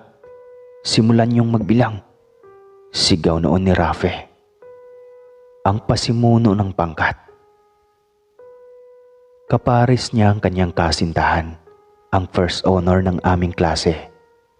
Nadakilang bulakbol din paminsan-minsan dahil sa impluensya ng nobyo. Nagsimula ngang magbilang. Nasa ikapitaw si Mylene at ikawalo naman ako. Nagtaka kaming lahat. Nang ilang minuto na ang nakalipas ay wala pang 11 at 12 ang umimik. Nagsimula nang mag-alala ang lahat. Pati kami ay sumisigaw na at tinatawag ang kanilang pangalan. Amor, Mercy, asa na kayo? Sigaw noon ni Mylene. Maging ang iba naming kasama ay sinisigaw na rin ang kanilang pangalan. Nagpanik na ang lahat. Wala na sa focus at nagsimula ng matakot.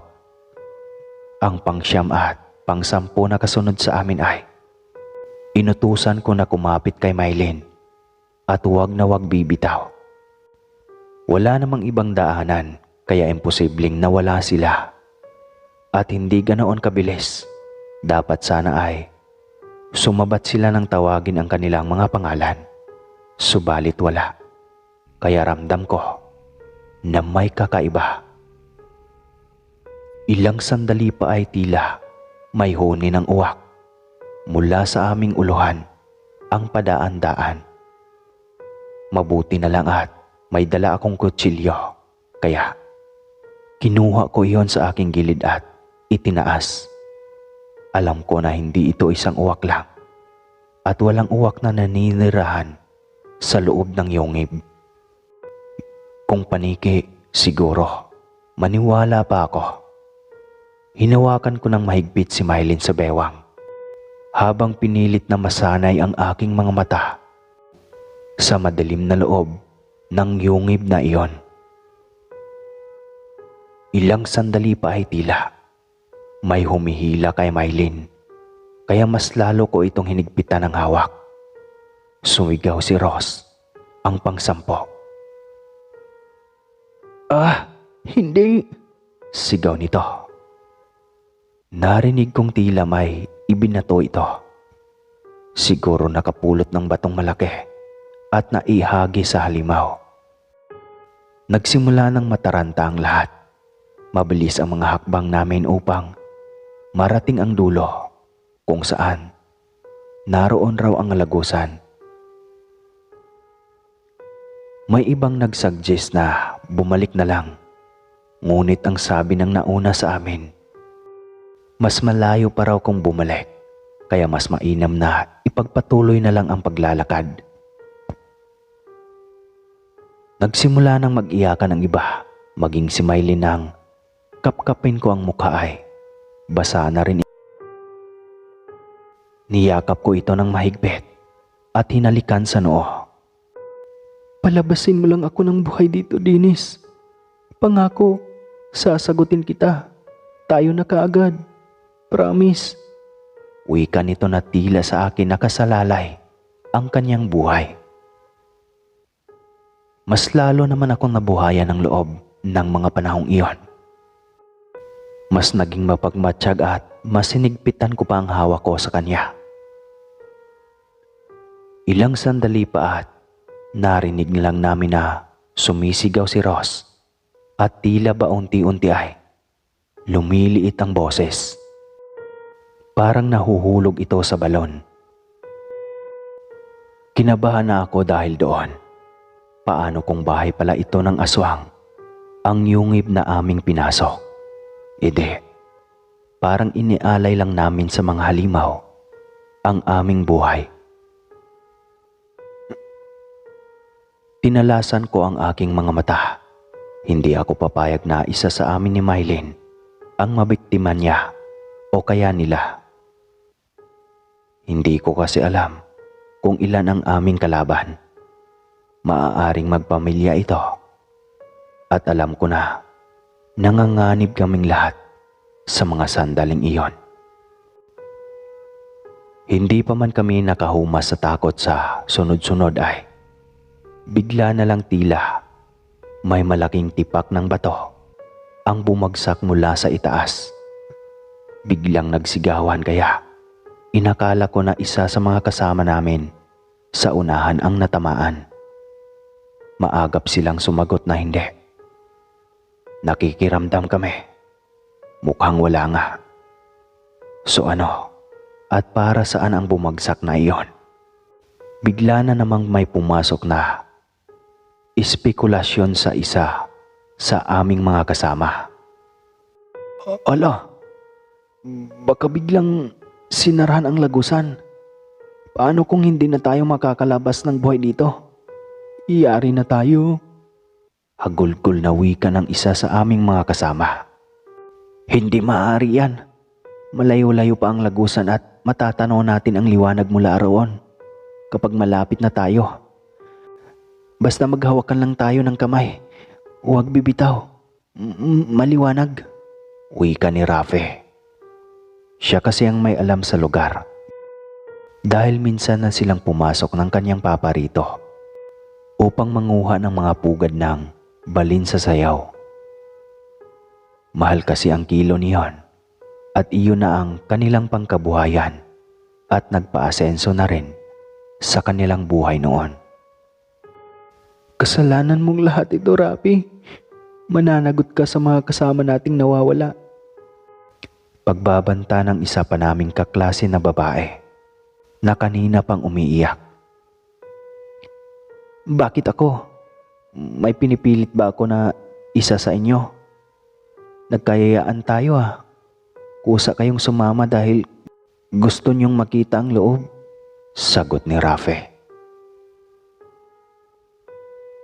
Tama, Walang sisihan. Kasalanan nating lahat to.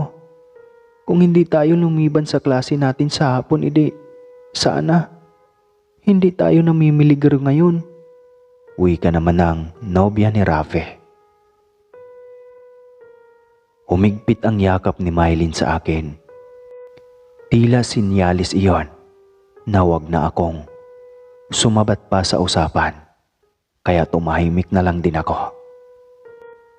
Naisip ko na kapkapin ang nasa unahan ko upang hawakan.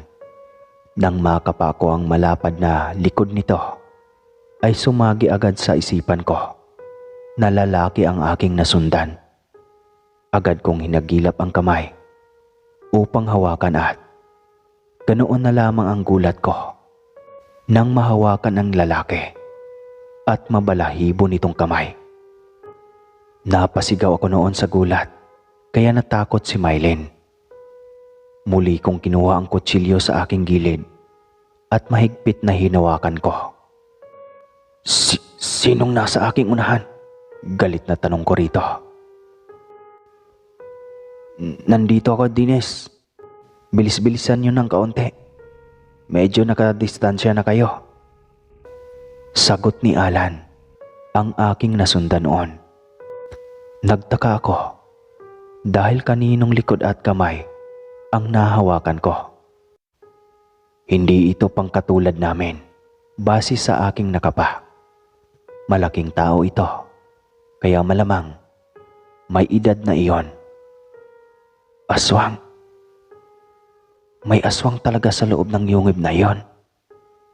Siya ang nambiktima sa 3 naming kasamahan. Tanong ko sa sarili ko nung mga oras na iyon. Kinumpas-kumpas ko ang dalang kutsilyo. May habak din akong laging dala-dala, kaya alam ko na hindi niya ako basta-basta magalaw. Ilang sandali pa ay nakakita na kami ng liwanag, kaya bigla kaming nabuhayan ng pag-asa. Unti-unti na ring naging maliwanag ang aming dinadaanan. Ngunit paisa-isa lang ang pwedeng makalabas sa lagusan. Sobrang sikip niyon. Nang makalabas na ang nasa aking unahan ay napagdesisyonan ko na paunahin si Mylene at si Rika, ang pangsyam. Mahirap na baka biglang umatake ulit ang aswang. Nang makalabas na sila ay tila nabalian kami ng pakpak. Paano namin ngayon ipaliwanag ang pagkawala ng 3 naming kaklase? Iyong suhestyon ng iba. Sabihin daw namin na nalunod at hindi na nakita ang bangkay. Iyong ibang nagsabi ay sabihin na naligaw sa loob ng yungib. Pero hindi ako sumang-ayon sa kanila. Sinabi ko na kailangang sabihin namin ang katotohanan. At iyon ay ang nabihag sila ng aswang. At ako mismo ang magpapatunay dahil nahawakan ko mismo ang aswang. Nagulantang ang lahat. Bakit daw hindi ko sinabi? Pinaliwanag ko sa kanilang lahat. Hinawakan ako ni Mylene. Napatingin ako ng diretso sa mata niya. Nagulat na lang ako at bigla itong tumingkayad upang abutin ang aking labi. At kinintalan iyon ng maliit na halik. Nahawakan ko ng mahigpit ang kanyang bewang upang magkaroon siya ng balanse. Hati naman ang reaksyon ng aming mga kasama. Ang sweet. Ay, may naglandian pa talaga pagkatapos ng ganitong pangyayari. Ilan sa mga reaksyon ng aming mga kasamahan. Nakita ko na pinamulahan ng mukha si Mylene. Akma itong lalayo sa akin pero nahapit ko bigla ang kanyang bewang. Totoo yun na, wala nang bawian, sabi ko sa kanya. Ngumiti ito, kaya hinalikan ko ng banayad sa noo. Wala na kaming pakialam sa kung anuman ang maging reaksyon ng aming mga kasamahan. Tsaka na namin sama-samang harapin ang consequences. Ang importante sa ngayon ay ang pag-ibig ko kay Mylene. Nagkagulo na nga pagdating ng baryo. Nang malaman ng mga magulang nang nawawala, ay binalingan kami lahat ng sisi. Nagalit ang papa ni Rafe. Bakit daw kami dinala sa lugar na iyon? Alam naman daw ni Rafe na bahay iyon ng aswang. Sagot naman ni Rafe ay, akala daw niya ay tinatakot lang siya ng kanyang tatay. Wala nang nagawa pa ang mga magulang ng tatlo. Pareho lang naman kaming lahat na menor de edad, kaya walang dapat sisihin sa amin. Dahil kami lahat ang nagplano na pasukin ang yungib na iyon. At sa paglipas ng mga panahon, huwag niyo nang tatanungin kung bakit nagkahiwalay kami ni Mylene. At hanggang dito na lang po, Sir Casper. Salamat po sa pagbigay ng oras sa kwento ko. Muli po, ako po si Dennis ng Sipalay, Negros Occidental. Bigla akong nalungkot.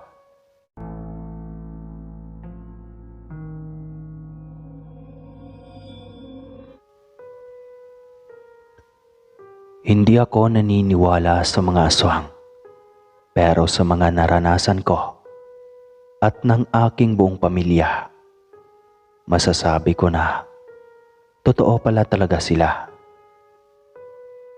Nasa 25 anyos noon ang aking edad, taong 1990.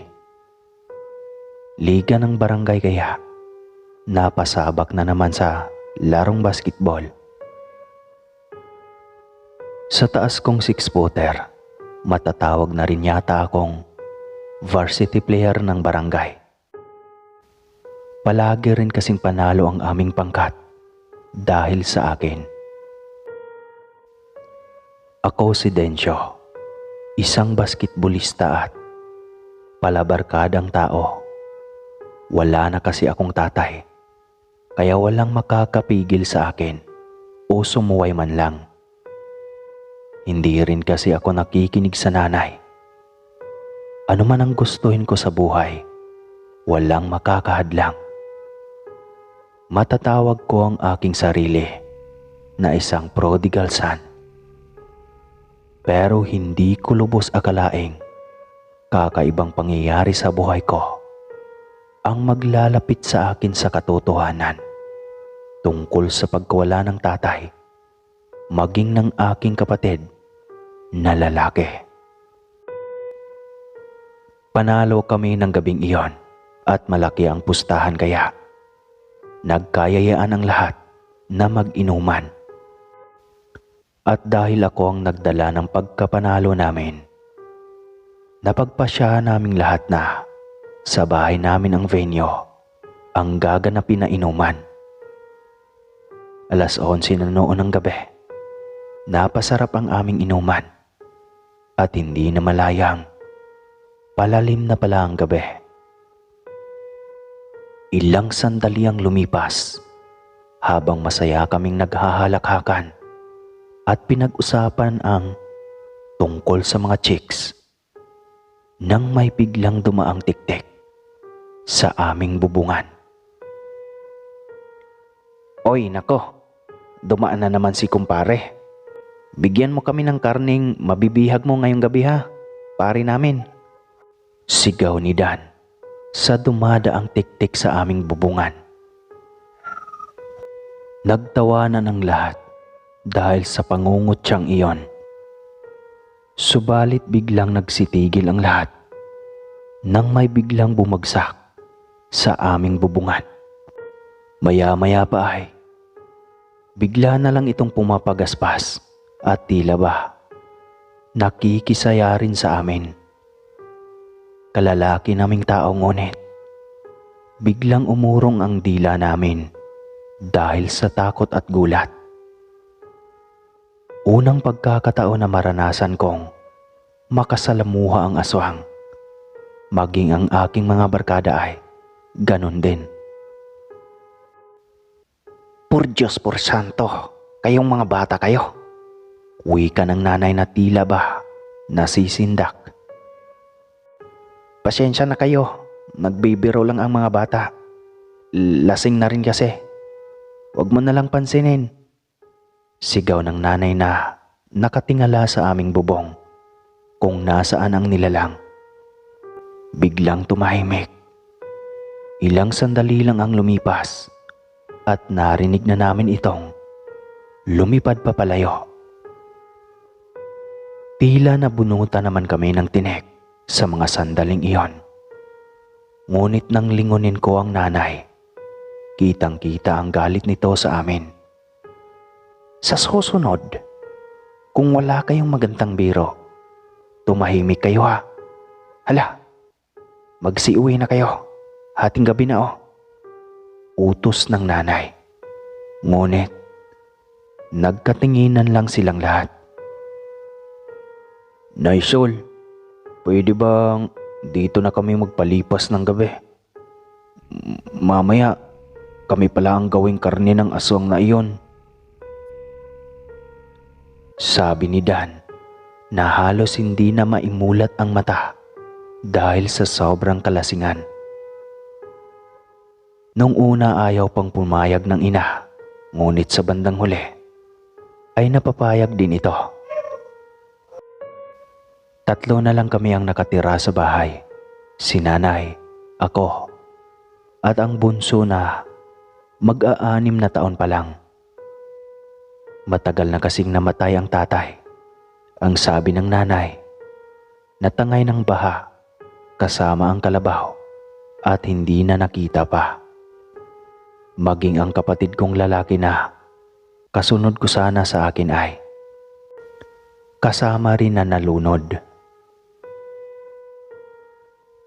Ayan, kasi puro kayo kalokohan. Ang duduwag rin pala. Sige, magsiksikan kayo dyan. Bahala kayong pagkasiyahin ng sarili nyo riyan. Wika ng nanay. Nagmistula nga kaming tinapa sa maliit na kusina. Ngunit dahil sa mga lasing, di na alintana pa kung ano ang maging posisyon namin. Basta ang importante ay nakahiga kami. Kinaumagahan, maaga kaming nagising. Napagpasyahan naming magkape sa bakuran ng aming bahay. Mayroon kasi kaming maliit na mesa na yari sa tablon at nakapwesto iyon sa harapan. Nagkatawanan pa kami ng maalala ang pinaggagawa namin kagabi. Ngunit mabilis ring tumahimik nang makita ang nakaharang sa aming hagdanan. 3 piraso iyon ng malalaking isda. Sinlaki ng paa at halos nasa 7 hanggang 10 kilo ang bawat isa nito. Nay, ang lalaki ng isda oh. Sigaw ko habang nakayuko sa hagdanan at tinitignan ang mga isdang naroon. Anong isda? Paano naman magkaroon ng isda sa lugar natin? Nasa tugatog na tayo ng bukirin, malayong malayo sa dagat. Sagot ng nanay habang hinihipa ng kanyang sinaing. Kahoy kasi ang gamit noong araw. Hindi nay, totoo po. Tignan mo. Halika rito. Utos ko. Sinigundahan rin ito ng aking mga barkada na nakadukwang na rin sa pinto upang makiisyoso. Napilitan ngang lumapit ang nanay. Napamulagat ang kanyang mga mata nang makita ang mga malalaking isda na nasa aming hagdanan. Pinaspasan. Pinaspasan iyan. Ipakain nyo na lang iyan sa aso. Kayo ang may kasalanan nito eh. Wika ng nanay na tila ba nababahala. Anong pinaspasan, Nanay Sol? Tanong ni Dante, ang isa ko pang barkada. Pinaspasan ang tawag sa inaswang na parte ng katawan ng tao na nilalamat sa paningin natin tingin natin ay isda lang iyan pero ang totoong anyo niyan marahil ay mga paa ng tao. Paliwanag ng nanay. Kinilabutan kaming lahat sa narinig. Sinubukan naming hilain iyon isa-isa upang ipakain sa aso. Ngunit maging ang aso ay, pagkatapos maamoy iyon, ay lumalayo ito at tila ba natatakot. Dumaan ang aming kapitbahay na si Mang Cesar. Papunta itong sakahan at pasan-pasan ang pala na panglinis sa kahon ng kanyang palayan at sa irigasyon ng tubig. Nakita niya ang mga isda sa aming bakuran. Dahil hindi pa nailibing, kaya napakomento agad siya. Ang laking isda naman yan. Bakit nasa lupa lang yan? At tsaka, anong isda yan? Ngayon lang ako nakakakita ng isda na ganyan ang itsura. Sabi ng Ginoo. Pinaspasan daw po, Mang Cesar, sabi ni Nanay Sol. Sagot ni Dante. Pinaspasan? May kalukuhan ba kayong ginawa? Tanong ng matanda. Nalasing kasi kami kagabi. Hindi naman namin alam na dadaan ang aswang sa bubungan. Kasagsagan ng aming paglalasing. Kaya nakapagbiro kami ng manghingi. Pero biro lang po iyon. Uwi ka naman ni Simon. Nako, talaga kayong mga bata. Tignan nyo kung may hasang. Kung wala, pinaspasan nga iyan. Patakan nyo na rin ang kalamansi nang lumabas ang totoong anyo. Utos ni Mang Cesar. Sinilip nga namin kung may hasang ito. Kumpirmado. Pinaspasan nga. Kay laking isda ay wala man lang hasang kahit kaunti. Umikot ako sa likod ng bahay at kumuha ng 3 piraso ng kalamansi. Isa-isa namin iyong pinatakan. Laking gulat na lang namin nang naging paa iyon ng tao. Ang isa ay braso. Nawalan kami ng gana na magkape sa mga oras na iyon. Agad na naming nilibing ang mga iyon kahit na kinikilabutan. Nagkasisihan na kaming lahat hanggang sa sinaway kami ng nanay. Magsisihan pa kayo eh. Tapos na. Tumahimik na lang nga kayo. Utos ng nanay. Kaya sabay rin kaming natahimik. May isang bantog na aswang sa aming baryo. Ngunit, ni minsan ay hindi pa naman namin napatunayan iyon. Kaya, napakahirap ang humusga. Dumaan ang ilang linggo. Tila naging normal na ulit ang lahat. Halos nakalimutan na ang huling pangyayaring iyon. Isang gabing maliwanag ang buwan. Hindi ko alam. Pero tila balisa ako at hindi maintindihan ang aking sarili habang nakahiga. Sa tuwing hilahin ako ng antok, ay bigla na lang akong nagugulat at nagigising na parang may pumupukaw sa akin. Hanggang sa tuluyan na akong nakatulog, ngunit hindi ko mawari kung nakatulog nga ba talaga ako. Dahil ilang sandali pa lamang ang lumipas nang marinig ko ang pagaspas ng malalaking paris ng pakpak. Hindi iyon basta mga alagang hayop lang. Kakaiba ang tunog, malakas at ramdam kong umuga ang aming bahay na gawa sa kawayan at nipa ang bubungan. At imposibleng manok at anuman iyon. Dahil halos kalagitnaan na ng gabi. Sobrang liwanag ng buwan, kabilugan malamang.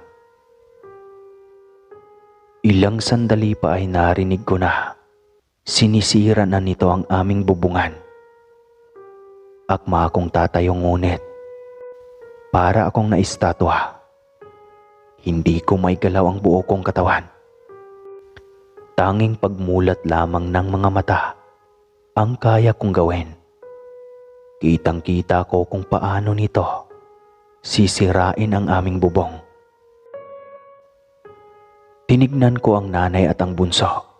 Sobrang himbing ng pagkakatulog ng mga ito. Hindi man lang naramdaman ang presensya ng halimaw na sumisira sa aming bubong. Sobrang laki na ng butas na ginawa nito. Kitang-kita ko pa ang mukha nito na sobrang pangit. Ang haba ng dila at tainga, kulubot ang balat, at sobrang gulo ng mahaba nitong buhok. Ninais kong tumayo upang pigilan ang kung anumang plano ng halimaw. Subalit wala akong lakas. Ramdam ko na lang ang mga likidong umaagos mula sa aking mga mata. Ang halimaw na ngayon nakangisi at naglalaway ay nagbabadya ng lumundag sa kinaroroonan ni Bunso. Kita ko kung paano tusukin ng kanyang mahabang dila ang dibdib ni Bunso. Nang inalis na nito ang dila sa katawan ng aking kapatid, ay dala na nito ang puso. Sobrang nakakarinde. Wala man lang akong nagawa. Tanging pagtitig lang sa mga kilos ng halimaw ang aking nagawa. Matapos nitong ngayain ang puso ni Bunso, ay walang pag-alinlangan nitong hinaklit ang katawan ni Bunso at inilipad na sa malayo. Tsaka pa lamang ako nakagalaw at dali-daling kinuha ang itak upang sana ay habulin ang aswang na tumatangay sa aking kapatid. Hayop kang aswang ka! Ibalik mo ang aking kapatid! Sigaw ko noon, sabay dampot ng itak. Ngunit siya namang pagkagising ng inay. Diyos ko, Santissima Densyo, anong ginagawa mo kay Bunso? Nasaan ang kapatid mo? Sunod-sunod na tanong ni nanay habang nag-hysterical na tinitignan ang mga nagkalat na dugo. Hindi ako, ma. Yung aswang, pinatay niya si Bunso at bit-bit ang katawan. Kailangan ko siyang habulin, ma. Wika ko dito. Diyos ko, Bunso, tulong, tulong. Sigaw ng nanay na halos panawan na ng ulirat. Garalgal ang kanyang boses at nanginginig. Ilang sandali pa ay dumating na ang aming mga kapitbahay sa di kalayuan. Anong nangyari? Bakit kas nagsisigaw sa kalagitnaan ng gabi? Tanong ng matandang si Boy. Si Bunso, pinatay ni Densyo. Pinatay ng sarili niyang kapatid. Densyo, ibalik mo si Bunso. Ibalik mo. Pakiusap. Hagulgol ni Mama kaya panandalian ako nga bigla. Nay, anong sinasabi mo? Alam mong hindi ko kayang gawin iyon sa kapatid ko. Yung aswang ang kumuha kay Bunso. Paliwanag ko rito at binababa ang bit-bit na itak. Iyan ang sinasabi ko sa iyo. Huwag kang magbarkada. Puro kayo marijuana at kung ano-ano pang bisyo. Napaka-adik mo na din siyo. Wala ka na sa katinoan. Umiiyak pa rin pag-aakusa ng mama. Hindi ko alam kung paano ipaliwanag ang sarili ko noon dahil sarado ang utak ni nanay. Pinagdidiinan talaga nito na ako ang pumatay kay Bunso. Maging ang mga kapitbahay ay masama rin ang tingin sa akin. Dahil siguro nakita ng mga ito ang hawak kong itak. Hindi man lamang alam ng mga ito kung ano ang aking nararamdaman ng mga oras na iyon. Naghihinagpis din naman ang aking kalooban dahil sa nangyaring Hindi ko man lang naipagtanggol ang aking kapatid. Bigla kong naalala si Mang Tinok. Siya lang naman ang matagal nang pinanghinala ang aswang sa lugar. Napagpasyahan ko na sugurin ito sa kanyang bahay. Magbubukang liwayway pa lamang nang sugurin ko ito sa kanyang kubo. Mag-isa ito at nakaupo sa sahig na kawayan habang nagkakape. Kumulo ang dugo ko nang makita ito. Naaalala ko ang bunso. Kung paano nito binutasan ang dibdib at inilipad papalayo. Ngayon niya pagbabayaran ang ginawa niya sa bunso. Sinipa ko ng malakas ang pintuan upang mabuksan at sobra ang gulat na rumehestro sa kanyang mukha. Hayop ka, matandang aswang ka. Nasaan ang bunso? Anong ginawa mo sa kanya? Garargal ang boses na tanong ko sa matanda. Hindi ko alam. Anong nangyari? Huwag ka nang magmaang-maangan, matandang aswang. Ikaw ang pumatay sa bunso. Sigaw ko rito na galit na galit. Bakit ko iyan gagawin sa anak ko? At saka hindi ako aswang. Kung papatayin mo man ako ngayon, sinisigurado ko sa iyo na hindi ako aswang. Wika nito na ikinagulat ko. Anong anak? Gulat na tanong ko dito. Anak namin ng nanay mo ang iyong kapatid na bunso, Densyo. Ang totoo, kami naman talaga ang nagmamahalan. Subalit dahil sa lola mo na ipinipilit ipakasal ang iyong nanay sa tatay mo, kaya nagkahiwalay kami. Pero hindi kailanman nawala ang aming pagmamahalan sa isa't isa. Ang pagkakabuo ng inyong bunso ay aksidente. Hindi namin gustong pagtaksilan ng iyong ama. Nadala lamang kami sa aming nararamdaman. Kaso nahuli kami ng iyong ama.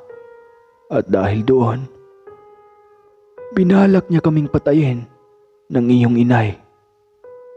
Kaya dinipinsahan namin ang aming mga sarili. Hindi namin sinasadyang hahantong sa krimen ang nangyari. Patawad din siya.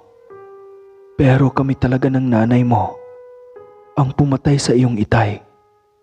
Hindi totoong naanod lang siya sa baha at saka nawala. Mahabang salaysay ng matanda na sobrang ikinagulat ko. Tila umurong ang aking dila dahil sa aking narinig. Ang kapatid mong lalaki, hindi naman siya dapat kasali sa pagpaslang sa iyong tatay. Ang kaso, nakita niya lahat ng aming ginawa. Kaya wala na kaming choice pa, kundi ang isama siya sa paglibing sa iyong ama. Patawad din siya. Kaya ko sinabi sa iyo lahat ito dahil binabagabag na ako ng konsyensya.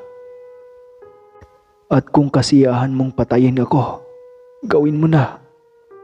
Karapat dapat din naman akong mamatay dahil sa aking nagawa. Dugtong pa nito. Hindi ko alam kung bakit gusto ko siyang paniwalaan.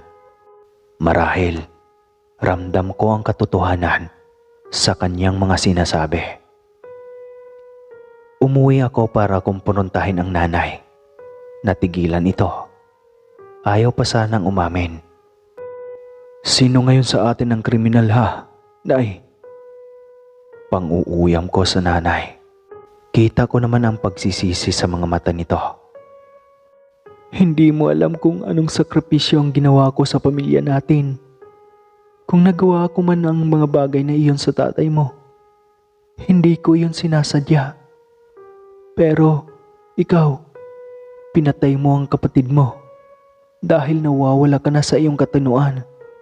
Kaya dapat sa iyong makulong. Wika ng nanay na may diin. Kung may dapat makulong dito, ikaw yun, Nay. At hindi ako papayag na makulong sa isang sala na hindi ko kayang gawin kung makulong man ako, tsaka tapos na ako makapaghiganti. Sa ngayon, ikaw muna ang aking ipapakulong. Kayo ng inyong kalagawyo na siyang umamin sa krimen na matagal niyo na palang nilihim sa akin. Bulyaw ko kay nanay. Nagpanik ito sa kanyang narinig. Kitang-kita ko ang pagkatakot niya. Pero hindi ako papayag na hindi makamit ang hustisya para kay tatay at sa aking kapatid. Kailangan niyang pagbayaran ang kamaliang nagawa. Pumasok ng silid ang nanay. Pinabayaan ko na lamang. Naisip ko na malamang takot na ito dahil ilang araw lang ay sa kulungan na ang bago niyang tirahan. Ngunit nagulat na lang ako nang biglang may bumagsak. Sabi ko sa utak ko na nagwala malamang ang nanay. Subalit hindi na iyon nasundan. Isang bagsak lang, kaya nagtaka ako. Hindi rin naman iyon kalakasan. Parang upuan lang yata na itinumba. Nagpasya akong silipin sa loob ang nanay. Ganun na lamang ang aking pagkagulat nang makita ko itong nakakabit ang katawan sa lubid. Itinali niya iyon sa bris ng bubong. Dilat ang kanyang mga mata habang ang dila ay nakalabas. Halatang galing ito sa iyak dahil sa basa nitong bisngi at mga sipon sa ilong na patuloy na umaagos. Nanlumo ako sa aking nakita. Anong laro ng buhay ang mayroon ako? Wala nang natira pa sa aking pamilya. Mag-isa na lamang ako sa buhay. At hindi ko alam kung paano mag-umpisa. Simula noon, takot na akong umibig. Baka kagaya rin ng nanay ay salawahan. Naging matandang lalaki ako, Sir Casper, at mag-isang tinaguyod ang aking buhay. Magpahanggang ngayon, sariwa pa rin ang lahat sa aking alaala. At kahit medyo may kaya na ako sa buhay ngayon at mabibili ko na lahat ng gusto ko, ay hindi pa rin iyon sapat. Basta ang sa akin lang, ang kasiyahan ko ay tikim-tikim lang. Masarap talaga yon. Tungkol naman sa aking kapatid na bunso ay hindi ko na nakita. At mismong araw nung namatay si nanay ay nawala din ang matanda na kanyang kalaguyo noon. At syempre, matanda na ako ngayon at siguradong patay na rin yon. At hanggang dito na lang po, Sir Casper. Salamat po sa pagbigay ng oras sa kwento ko. Muli po, ako po si Densyo ng Mindanao.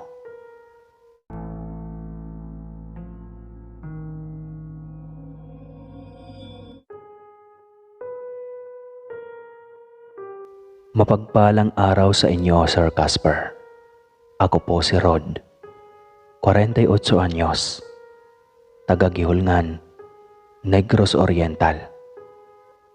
Ang kwentong ibabahagi ko po sa inyo ay nangyari noong taong 1994. Tungkol ito sa aming kapitbahay na si Mang Casio. At sana magbigay ito ng aral sa lahat na hindi sa lahat ng pagkakataon ang biro ay nakakatuwa. Mahilig uminom ng alak si Mang Casio at kadalasang napapasabak ito sa away dahil mahilig siyang magbiro kahit hindi na magandang tignan o pakinggan. Naroong habulin niya ng itak ang mga batang pauwi mula sa eskwela. Takutin niya ang isang matanda at kung ano-ano pa. Naging suki tuloy siya ng tsismis sa aming lugar. Pero sa halip na malungkot o magsisi sa ginagawa niya, ay mas lumala pa ang kanyang hindi magandang pag-uugali. Ako naman ay palagi siyang napapansin dahil magkatapat lang ang aming mga bahay. Dati ay mahilig niyang pagdiskitahan ang tahimik kong tatay. Kaya naman nung mapuno ito at sugurin siya sa kanilang bahay ay hindi na ito naulit pa. Ang kanyang asawa ay palagi na lang nagpupunta sa amin para magsumbong. Hindi na raw niya alam kung ano ang gagawin kay Mang Casio. Napakalaki na ng perwisyong nagagawa niya. Kaya naman pati kami ay problema din. Isa din sa inaalala namin ay nagkakaroon na siya ng mga kaaway na talagang nagbabalak na nagumanti sa kanya sa pagdating ng panahon. Isa sa kanila ay itago na lang natin sa pangalang Arnel. Kaibigan ko ito at isang magalang na tao. Ngunit nang makaharap niya si Mang Casio ay nagbago ang pananaw niya sa pagiging magalang. Piyesta iyon sa aming lugar at napakaraming tao. Kasama kami ni Arnel sa mga manlalaro ng larong basketball doon sa aming bayan. Habang nagkukumpulan ay lumapit sa amin si Mang Casio at basta na lang hinila ang pang-ibabang jersey ni Arnel na ikinabigla ng lalaki at ng lahat ng tao. Kung ako man ang nasa kanyang lugar ay baka nasuntok ko na si Mang Casio. Binata ang kanyang ipinapahiya na pinagtawanan ng lahat ng tao, lalo na at nasa harapan pa talaga nang nililigawan ni Arnel iyon nangyari. Kita ang kanyang panloob na pinagtatawanan ng lahat ng tao. Ang nangyari, tahimik na umalis si Arnel sa umpukan at hindi na sumali pa sa amin sa pakikipaglaro. Dahilan para matalo kami ng taga-ibang barangay. Lalo na't siya pa naman palagi ang MVP namin. Maraming nagalit kay Mang Casio na ang araw na iyon. Hindi lang si Arnel kundi halos kaming lahat. Ipinahiya niya ang aming barangay dahil lahat kami ay nangulilat sa paghahanap ng punto sa laro para manalo. Kinabukasan noon ay nagpunta si Arnel sa amin at umiiyak na hindi ko inaasahan. Aniya, kahit kailan ay hindi na niya gagalangin si Mang Casio dahil sa ginawa nitong pamamahiya sa kanya. Ako man ay hindi nakapagsalita kahit gusto ko mang sabihin na maging ako ay hindi na natutuwa sa ginagawa niya. Sa sumunod naman, nagtakbuhan ang mga bata at iilang kababaihan sa kalsada ng isang araw. Unang humahangos na dumating ay si Mang Casio. Sabay sabing magtago na ang lahat dahil may paparating ng aswang. Nagkataong dapit hapon na iyon at malapit nang magdilim. Kaya naman, naalarma ang lahat. Nagkakagulong kanya-kanya kaming takbuhan sa takot na masakmal ng aswang na sabi ni Mang Casio ay mabangis at mapupula ang mga mata nito. Nawalan ako ng tsansang makapagtago dahil napagtanto kong medyo may kalayuan pa pala ang aming bahay sa kinaroroonan ko. Kaya agad akong lumipat sa isang basurahan at panay ang dasal na sana ay huwag akong saktan ng nasabing aswang. Pero ano't gayon na lang ang gulat ko nang sa halip na isang aswang ay si Aling Kena pala ang bumungad na abala sa paglalako ng tinda nitong balot para sa gabi. Si Mang Casio na noon ay nasa kalsada lang ay halos mamatay na sa kakatawa. Aniya, Naloko na naman daw niya ang mga tao at natakot sa biro niya. Kung hindi raw ba kami mga ignorante.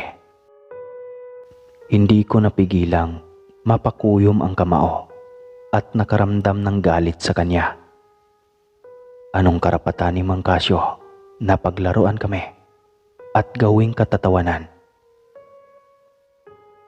Hindi pa ba sapat ang ginawa niyang perwisyo at kailangan pa niya talaga kaming takutin na parang mga bata na parang wala pa sa hustong edad? Galit na lumabas ako sa aking pinagtataguan at dinuro si Mang Casio. Sinigawan ko siya at sinabing ipapapulis ko siya dahil sa ginawa niya sa amin. Sa halip na matakot ay humahalakhak lang ang lalaki. Sabay sabing, ano raw ba ang laban ko sa kanya? Kahit presidente pa raw ng Pilipinas ay hindi siya kayang ipakulong dahil hindi naman daw krimen ang ginagawa niya. Sa kabilang banda, narinig pala ni Aling Kina ang aming pagtatalo kaya pumagit na siya at pinagalitan si Mang Casio. Aniya, kay tanda-tanda na ng lalaki pero pumapatol ito sa pakikipag-away sa isang binatang katulad ko. Buti sana kung nasa katwiran siya, pero wala naman. Nakaramdam ako ng takot nang dumuro si Mang Casio sa amin at binantaan kami. Hindi ko kailanman inisip sa mga oras na iyon ay may binapalak pala siyang masama na tatagal ng ilang linggo para pag-usapan ng mga tao. Naging punot dulo ng takot si Mang Casio sa aming lugar. Basta na lang siya naglayas at nawala ng ilang araw. Nang bumalik naman siya ay nag-iba na ang pakikitungo nito sa amin. Tahimik at kakaibang tumingin si Mang Casio. Animoy pailalim at kung hahayaan lang ay para bang basta na lang siyang mananaksak nang walang dahilan. Kaya naman pinakikiiwasan namin siya ng lahat ng aming mga kapitbahay. Ewan ba, nang mawala siya ay naging palaisipan sa amin kung saan ba siya nagpunta at kung ano ba ang nangyari sa kanya. Sa bawat bitaw niya kasi ng mga kataga ay lagi itong may kalakip na pagbabanta at pananakot. Madalas tuloy akong balisa at hindi makatulog sa gabi. Lalo na ngayon. Nagtaka na lang ako dahil kahit ilang beses na akong pinipilit ang sarili na makatulog ay ayaw talaga akong dalawin ng antok. Nang mapagtanto kong hindi talaga ako makakalakbay sa mundo ng mga panaginip, ay tinigilan ko na ang pagpipilit sa aking sarili at marahas na bumangon. 11:00 na noon ng gabi. Tahimik na sa labas kaya alam kong wala nang nakatambay at nagkukwentuhang mga kabataan. Binuksan ko ang bintana kaya tanaw ko ang maliwanag na buwan.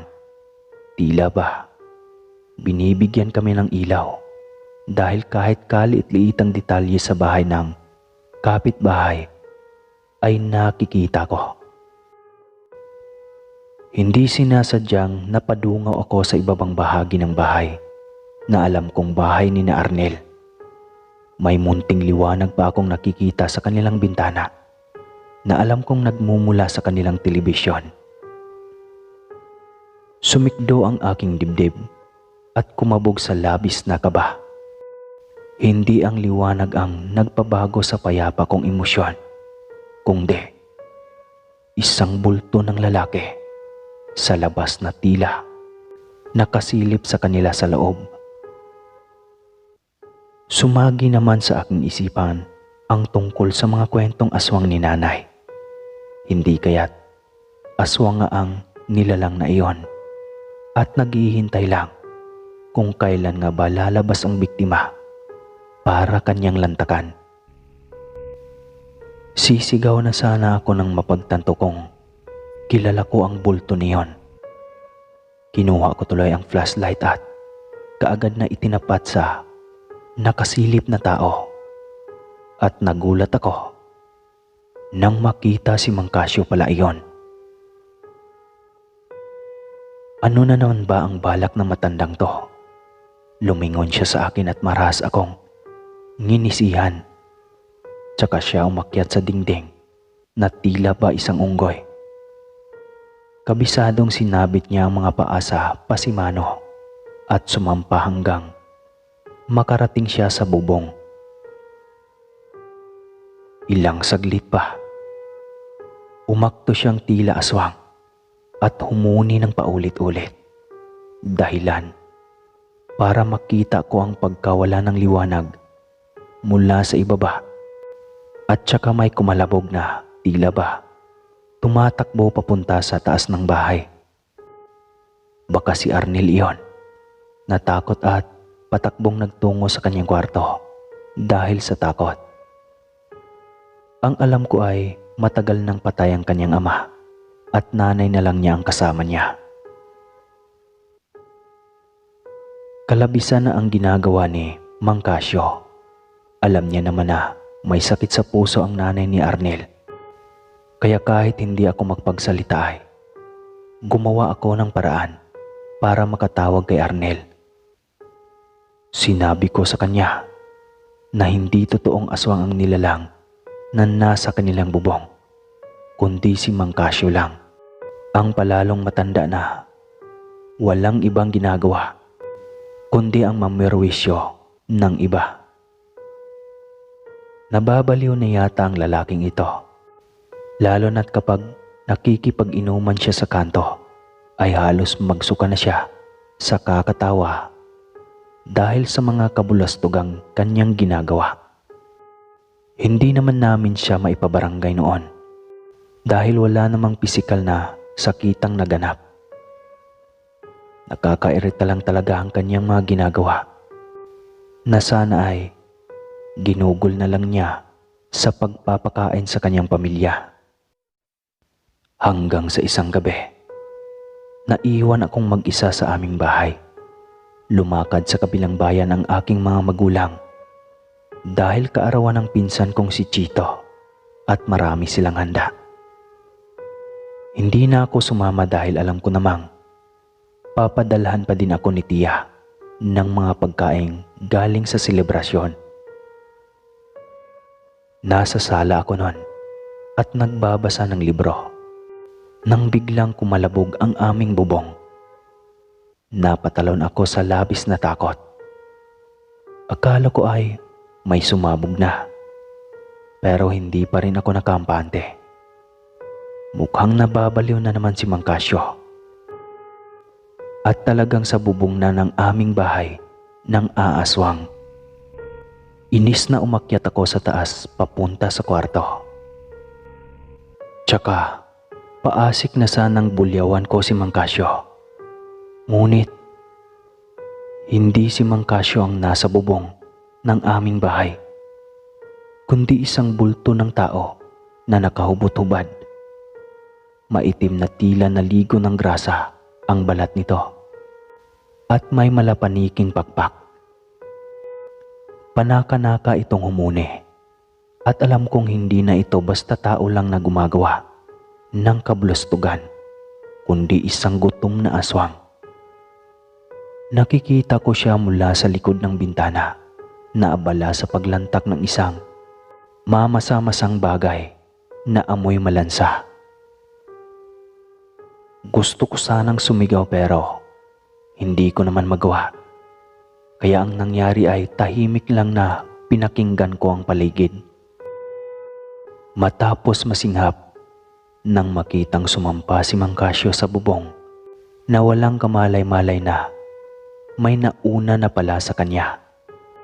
Gugulatin ko na naman si Rod dahil alam kong wala na ang kanyang mga magulang.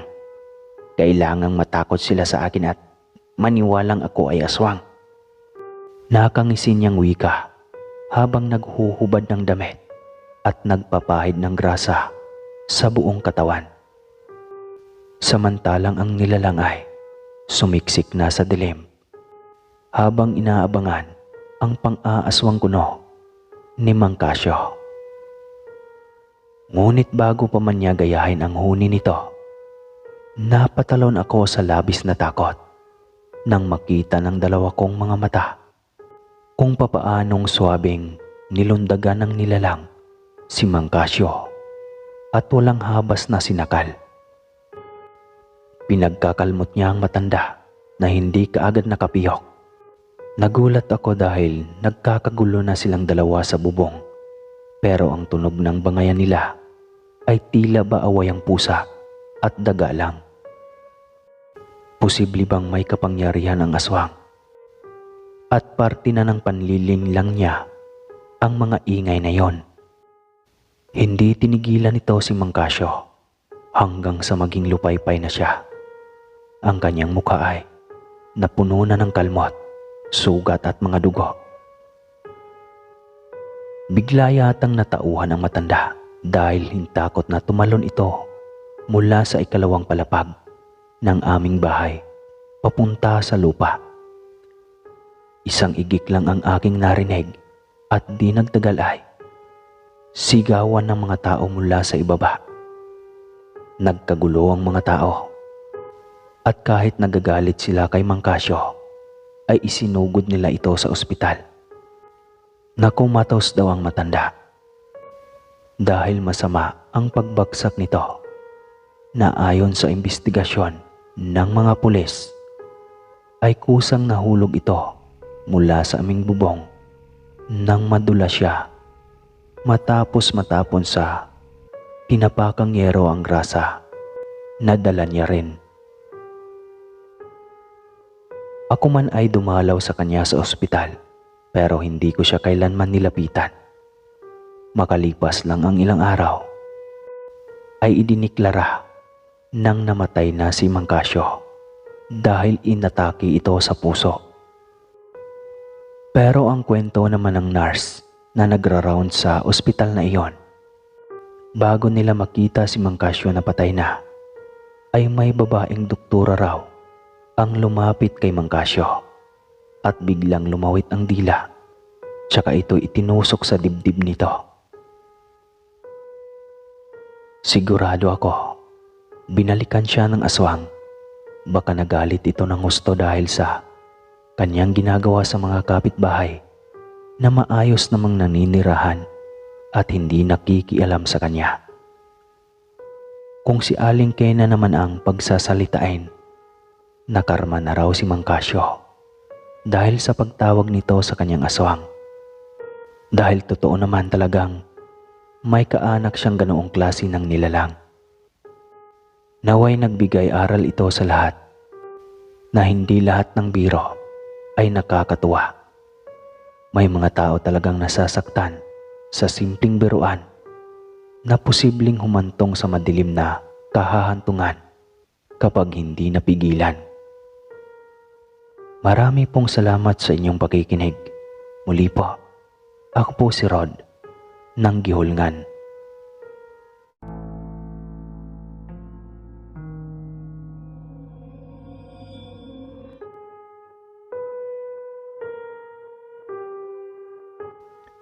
Sa edad na 18, naobliga akong mag-asawa ng maaga.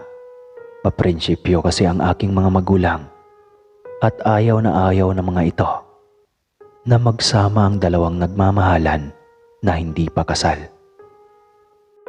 Kaya nang malaman ng mga ito na may inuwi akong babae, persahan akong pinapunta sa lugar ng aking nobya upang magpakilalang nobyo at formal na magpaalam upang mamanhikan sa pamilya ng babae. Dinala nga ako ng aking nobyang si Dina sa kanilang lugar. Sinabi niya sa akin na isang isla ang kanilang lugar. Maaga kaming bumiyahe. Ayaw ko pa sana. Ang kaso, galit na sa akin sina mama at papa. Bakit daw ako sumiping? Duwag naman pala akong humarap sa pamilya. Dahil doon, nilakasan ko na lamang ang aking loob. Wala na akong magagawa pa. Sa bagay, doon din naman patungo ang lahat. Kaya kailangan kong magkaroon ng lakas loob upang kausapin ang mga magulang ni Dina. Ano man ang magiging reaksyon ng mga iyon, dahil mga bata pa kami, ay nakahanda akong tanggapin. Bumiyahe kami sa aming lugar, patungo sa daungan ng mga pambot, papunta sa kanila. 5 oras ang biyahe ng bus, papunta doon, at 2 oras din daw sa pambot, papunta sa kanilang isla. Na-amaze pa ako nang sumakay ako sa bangkang dimotor na iyon. Unang pagkakataon ko palang sumakay sa ganoon, kaya sobra akong naaliw. Ngunit ganoon na lamang ang pagbaliktad ng aking sikmura noong nasa kalagitnaan na kami ng biyahe. Sobrang laki kasi ng mga alon. Halos nagro-roller coaster na kami. Ganoon daw talaga kapag buwan ng Enero. Dala rin daw minsan ng malakas na hanging amihan. Nahintakutan pa ako noon dahil wala akong alam sa mga paglangoy. Ngunit sa awa ng Diyos, dumating kaming ligtas. Ngunit basang-basa ng tubig sa dagat dahil sa malalaking alon. Ganoon pala kapag maliit ang bangkang iyong sasakyan. Mababasa ka talaga pag malakas ang alon. Hindi pa man kami nakahuma sa hilo dahil sa kalayuan ng aming biyahe. Sumalubong na agad sa amin ni Dina ang mukha ng tila ba gustong makipagsuntukan. Salubong ang mga kilay habang ang Adam's apple ay nagtaas baba. Anong ibig sabihin nito, Dina? Bakit may kasama kang lalaki? Buntis ka? Sa edad mong yan, mag-asawa ka na? Halos sunod-sunod na tanong ng ama ni Dina. Tay naman, porkit kasama ang boyfriend, buntis agad? Kaya nga ako andito, kami ni John. Kasi gusto na niyang magpaalam dahil gusto ng kanyang mga magulang na mamanhi ka na sila. Mahabang litanya ni Dina. Abay, bakit? Doon ka na tumira sa kanila. Nasaan ang delikadisa mo, Dina? Aba, walang magpakasal. Papasabugin ko ulo ng isang to. Galit na wika niya at sabay kinuha ang dinamita na nakatago sa loob ng kanilang kwarto. Namutla ako sa takot ng mga oras na iyon. Hindi ko lubos akalain na ganoon katapang ang ama ni Dina. Kapag napatay niya ako ng mga panahong iyon, hinding-hindi malalaman ng aking pamilya. Ngunit niligtas ako ng pagmamahal ni Dina sa akin. Niyakap niya ako ng sobrang higpit at pumagit na sa gustong gagawin ng kanyang ama sa akin. Sige tay, gawin mong patayin si John. Pero isama mo na rin ako. Ano pa ang maging silbi ng buhay ko kung mawawala rin naman ang taong minamahal ko? Umiiyak na wika ni Dina noon. Nagmistula tuloy kaming Romeo at Juliet story. Pero hindi involved dito ang manlalaso na aswang tayo, aswang. Napilitan ng kanyang ama na huwag ituloy ang kanyang plano. Ngunit inutusan niya akong sumakay ng bangka pabalik sa aming syudad. Laglag man ang aking balikat ay wala akong magawa. Malungkot kong tinapunan ng tingin si Dina at dinampot ang aking bag upang umalis na. Formal akong nagpaalam sa kanyang ama at ina. Hindi ito umimik. Halatang wala talagang gusto sa akin. Naglakad ako papunta sa daungan ng mga bangka. Umupo na ako noon sa isang sulok. 5:00 na ng hapon. Kalahating oras na lang daw. Lalarga na iyon. Hinihintay lang na madagdagan ng mga pasahero dahil last trip na iyon. Malungkot ako habang iniisip na hindi ko na kailan pa makikitang muli si Dina. Tulala lamang ako noon sa tabi nang biglang may tumawag sa akin. Halatang galing ka ng syudad. Base sa kutis mo. Bakit ka naglakas loob na pasukin ang maliit na islang ito? Hindi ka man lang ba nabahala? Tanong nito. Bakit po? Tanong ko sa kanya. Hindi mo ba alam na kalahati sa mga taong naninirahan sa islang ito ay mga aswang? Wika nito. Hindi naman po totoo ang mga aswang. Panakot lang yan sa mga bata, Lola. Wika ko nang walang gana. At ang iniisip ay ang aking mahal na si Dina. Wala man lang akong nagawa. Sobrang sakit talaga ng kalooban ko nang makita siya kanina na umiiyak. Hindi ka man lang nabahala na baka pamilya ng mga aswang ang dinayuhan mo rito? Dagdag pa nito. Pinukulan ko lamang siya ng masamang tingin at saka lumayo dito ng kaunti. Mas lalo tuloy uminit ang ulo ko. Ilang sandali pa ay natanaw ko ang ama ni Dina na papalapit sa kinaroroonan ko. Nahintakutan akong bigla. Paano kung bigla ako nitong barilin nang walang kalaban-laban? Wala din naman akong matatakbuhan sa lugar na iyon. At siguradong wala ring maglakas loob na i-report ito sa pulisya dahil ayon kay Dina, halos pamilya lahat ng tatay niya ang mga nakatira dito. Baluarte daw kasi ito ng kanyang pamilya. Unti-unti na itong papalapit sa akin. Bumalik ka sa bahay. Patahanin mo ang anak ko. Nako, kung hindi ko lang mahal ang anak ko, pinugutan na kita ng ulo. Wika nito. Hindi ko na pinakinggan ang sunod niyang sinabi. Mabilis ang hakbang ko na bumalik sa bahay nila. Sa likuran pa lang ng kanilang bahay ay dinig na ang mga hikbe at pagwawala ni Dina. Magpapakamatay na lang ako. Huwag niyo akong pigilan, ano ba? Wala din namang silbi ang buhay ko eh. Mas mabuti pa na mawala na lang din ako.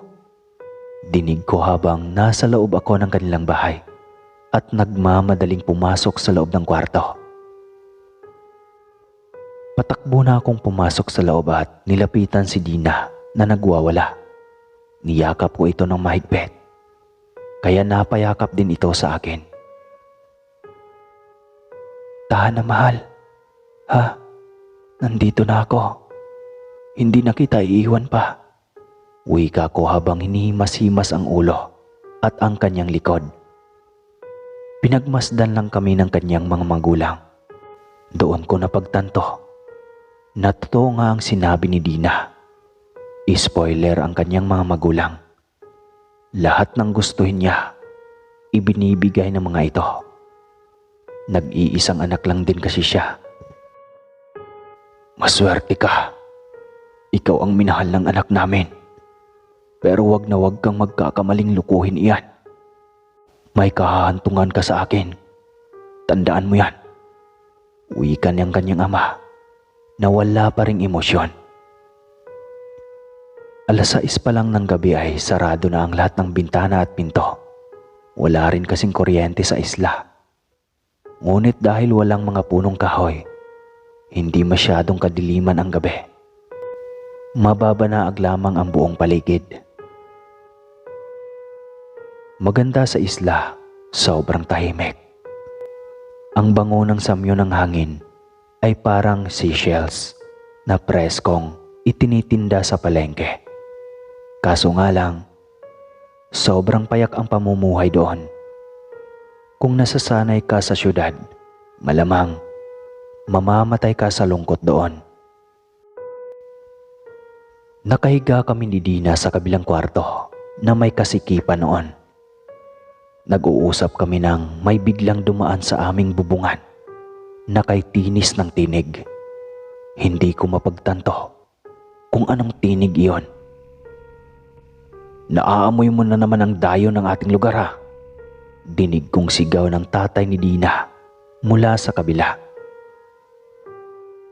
"Sinong kausap ng tatay mo, Dina?" Nagtatakang tanong ko.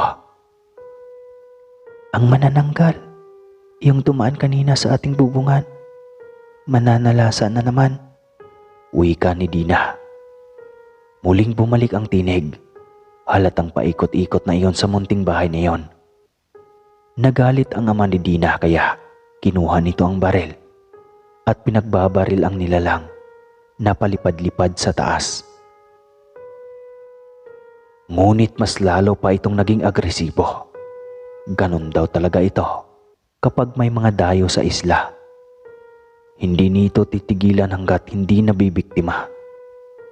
Ang mas nakakatakot pa raw ay kapag lumabas ang pamilya ng mga ikik, mga uri ng aswang na nagiging anyong ibon sa gabi. May mahabang tuka at kuko na siyang ginagamit upang makapambiktima ng kanilang kakainin. Buong pamilya daw itong nanunugod sa isang bahay ng kanilang bibiktimahin. Ilang sandali pa ay naramdaman ko na lumabas ng kwarto ang ama ni Dina. Pinailawan nito ang Dina ilaw na yari sa asin, langis at koton. Hinila ko rin si Dina palabas.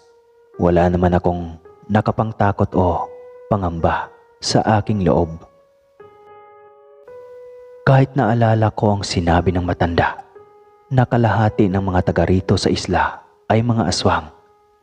Hindi pa naman kasi ako nakakita ng ganoong nilalang. Palagi akong nakakarinig ng tiktik sa amin kahit pa nasa syudad kami. Pero laging sinasabi ng mama na ibon lang daw iyon. Salungat naman sa paniniwala ng papa. Aswang daw kasi iyon ng syudad. Kaso takot manalasa sa mismong lugar dahil lubhang napakadelikado para sa kanila. Marami kasing tao. Posibleng pagpestahan sila kapag nahuli. Nagmatsyag kami sa paligid. Ang kaninang pagod at antok ko dahil sa mahabang biyahe ay biglang nawala. "Dapat kasi hindi ka na nagdala dito ng panauhin, Inday. Alam mong matatalas ang pangamoy ng mga aswang," wika ng nanay ni Dina sa kanya. "Gustong mamanhi ka ng mga magulang ni John, ma. Para makasal na kami at maging formal ang pagsasama. Kaya siya na parito," sagot ni Dina rito. "Hindi kayo rito ikakasal. Gusto mo bang mapahamak ang isa sa mga pamilya ng mapangasawa mo? Alam mo naman ang nangyari sa pamilya ng asawa ng pinsan mo, di ba? 2 taon pa lang ang nakaraan mula nang mangyari iyon. Gusto mo bang maulit?" Wika ng ama ni Dina. Hindi ko makuha ang punto ng kanilang pinag-usapan, pero batid kong masamang pangyayari iyon base sa tono ng kanilang boses. "Kami na ang pupunta sa lugar ng nobyo mo. Hindi na rin naman talaga nauuso sa ngayon ang mamanhi ka na. Masyadong makaluma na iyan," sabat naman ng kanyang nanay. Magsasalita pa sana ako nang may narinig akong mga tinig. Napakarami niyon. Ang titinis pa. Ilang sandali pa ay unti-unting papalapit ang tinig na tila ba mga ibon.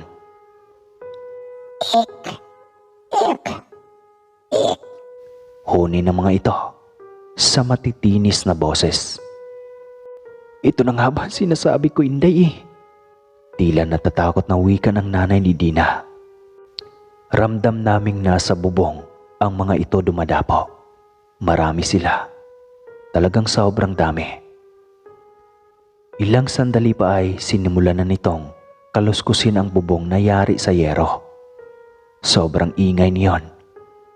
Rinig rin namin ang mga reaksyon ng mga kapitbahay na nakaramdam rin ng mga ito. Subalit takot din silang lumabas.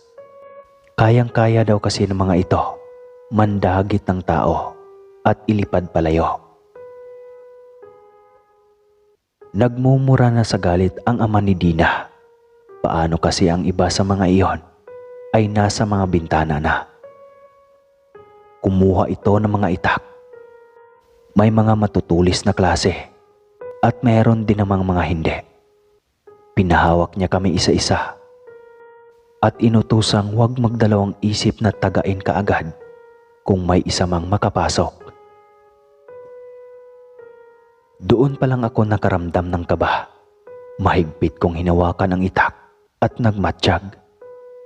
Nagulat pa ako nang biglang sumigaw ang tatay ni Dina.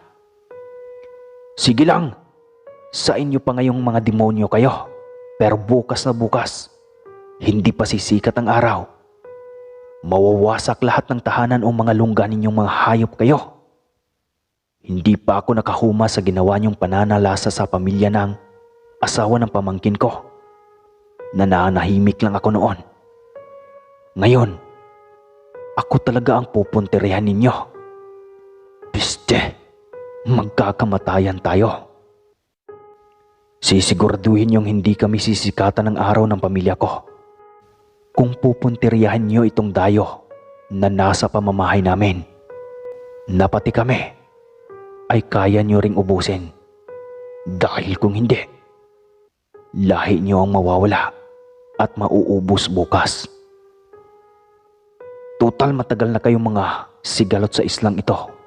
Mas mabuti nga sigurong mawala na kayo rito." Ang mahabang litanya ng ama ni Dina na nanginginig na sa galit. "Hudim pa si Miniris." Wika pa nito ng mga katagang hindi ko maintindihan. Ilang sandali pa ay tumahimik ang paligid. Halatang natakot sa banta ng ama ni Dina. Lalo pa nang magpaputok ito ng sunod-sunod. Nagmatsyag pa kami ng ilang pang mga sandali. Maya-maya pa ay nagsihunihan ang mga ito at lumipad papalayo. Maging ang huni ng manananggal ay rinig naming lumayo na rin. Nang tuluyan ng tumahimik ang buong paligid ay hindi ko napigilan ng magtanong tungkol sa nangyari sa kasal ng pinsan ni Dina. Isinalaysay lahat iyon ng tatay niya. Hindi daw sila nakadalaw sa gabing iyon kung kailan dinaos ang bisperas ng kasal. Hindi pa noon bantog ang mga lahi ng ikik sa isla. Sabi-sabi pa lang iyon at wala pang napatunayan. 10 taon na kasi sila noong naninirahan sa isla at wala naman silang nakitang isa sa mga ito na nambibiktima. Iyon pala, takot silang manalasa sa paligid kapag dumadayo pa ang mga ito sa ibang lugar upang manalasa. Ngunit ng gabing iyon, 2 sa pamangkin ng asawa ng kanyang pinsan ang tinangay ng mga ikik. Walang nakakita sa nangyari. Sobrang busy sa sayawan, inuman, at ano paman. Ngunit ang sabi ng mga taga-isla, siguradong mga ikik ang kumuha sa mga ito, lalo na at masarap sa kanilang panlasa ang mga bata. At alam din ng mga ikik na walang maghabol sa kanila dahil hindi taga roon ang mga biktima. Simula ng mga panahong iyon, kinatatakutan ang mga ikik sa isla. Mas nakakatakot ito kaysa sa manananggal. Dahil ang manananggal ay hindi nang aatake ng mga taga-isla. Ngunit ang mga ikik, basta bata kahit kalapit lang, talagang maghahanap ng paraan upang makapangdagit. Ngunit nang minsan, may napatay sa mga kauri nito dahil natamaan ng bala ng baril at napuruhan. Natakot na at hindi na nanalasa ng taga-isla. Mga dayo na lang ang siyang mga pinupunteriya ng mga ito. At nang gabing iyon, ako sana ang gusto ng mga ito. Ngunit mali sila ng kinalaban dahil matagal nang pinaghahandaan ng tatay ni Dina ang kanilang angkan. Kinabukasan, maaga kaming pinalarga ng mga magulang ni Dina. Binilin pa ng mga ito na wag nang bumalik pa. At sila na lang daw ang bibisita sa amin. At sila na rin daw ang bahala sa mga nilalang na bumisita sa amin noong nakaraang gabi. Makalipas ang ilang buwan, ay bumisita nga ang mga ito sa bahay namin. Tila naging baliktad pa nga. Sila iyong namamanhikan sa amin. Kaya maraming tao sa paligid ang humusga. Hindi naman namin pinansin pa ang mga iyon. Ano naman ang ambag nila sa buhay namin para pagsayangan ng panahon. Hindi namin kailangang magpaliwanag. Ang mahalaga naman ay kaming dalawa ni Dina kung paano namin pagplanuhan ang aming bukas. Iyon lang ang mahalaga at hindi ang mga panghuhusga ng mga taong nasa paligid. Bakit ba kasi nauso pa yung marites? Sa ngayon, 4 na ang aming anak. Kahit mahirap ang buhay dahil sa pandemya, nagpapakatatag pa rin kami dahil naniniwala naman ako na bawat araw na darating ay nariyan ang Panginoon upang punan ang aming pangangailangan. Basta magsusumikap lang kahit anong trabaho, basta marangal. Hindi rin naman didinggin ng Panginoon ang iyong panalangin kung buong araw ka ngang nagdarasal, ngunit hindi ka naman din gumagalaw o naghahanap ng paraan upang may pagkakitaan. Dasal, tiwala at sikap dapat palaging magkasabay. Maraming salamat po sa pakikinig ng aking istorya. Muli po, ako po si John Mar ng Negros. Puro tayo Negros. Ano ba?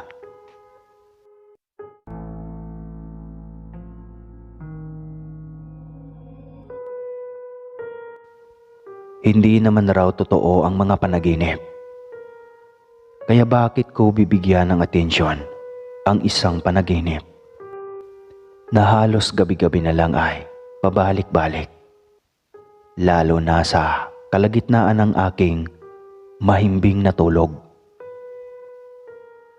Ako si John, at ang bangungot na nangyari sa aking buhay 30 taon na ang nakaraan ay nananatiling sariwa pa rin sa aking isipan.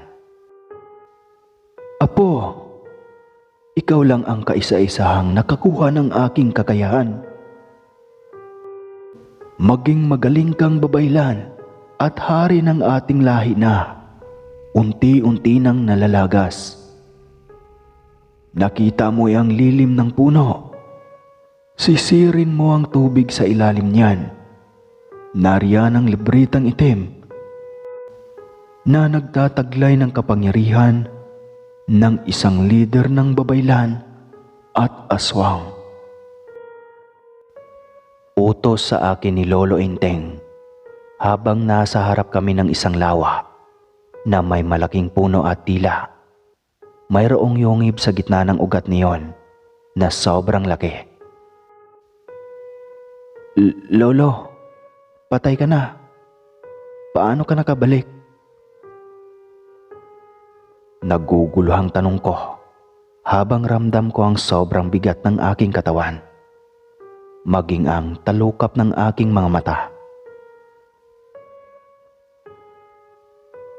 Hindi ako pwedeng lilisan hanggat hindi ko sa iyo naibigay ang iyong misyon para sa ating huling lahi. Sagot sa akin ng lolo. Misyon? Ayoko, Lolo.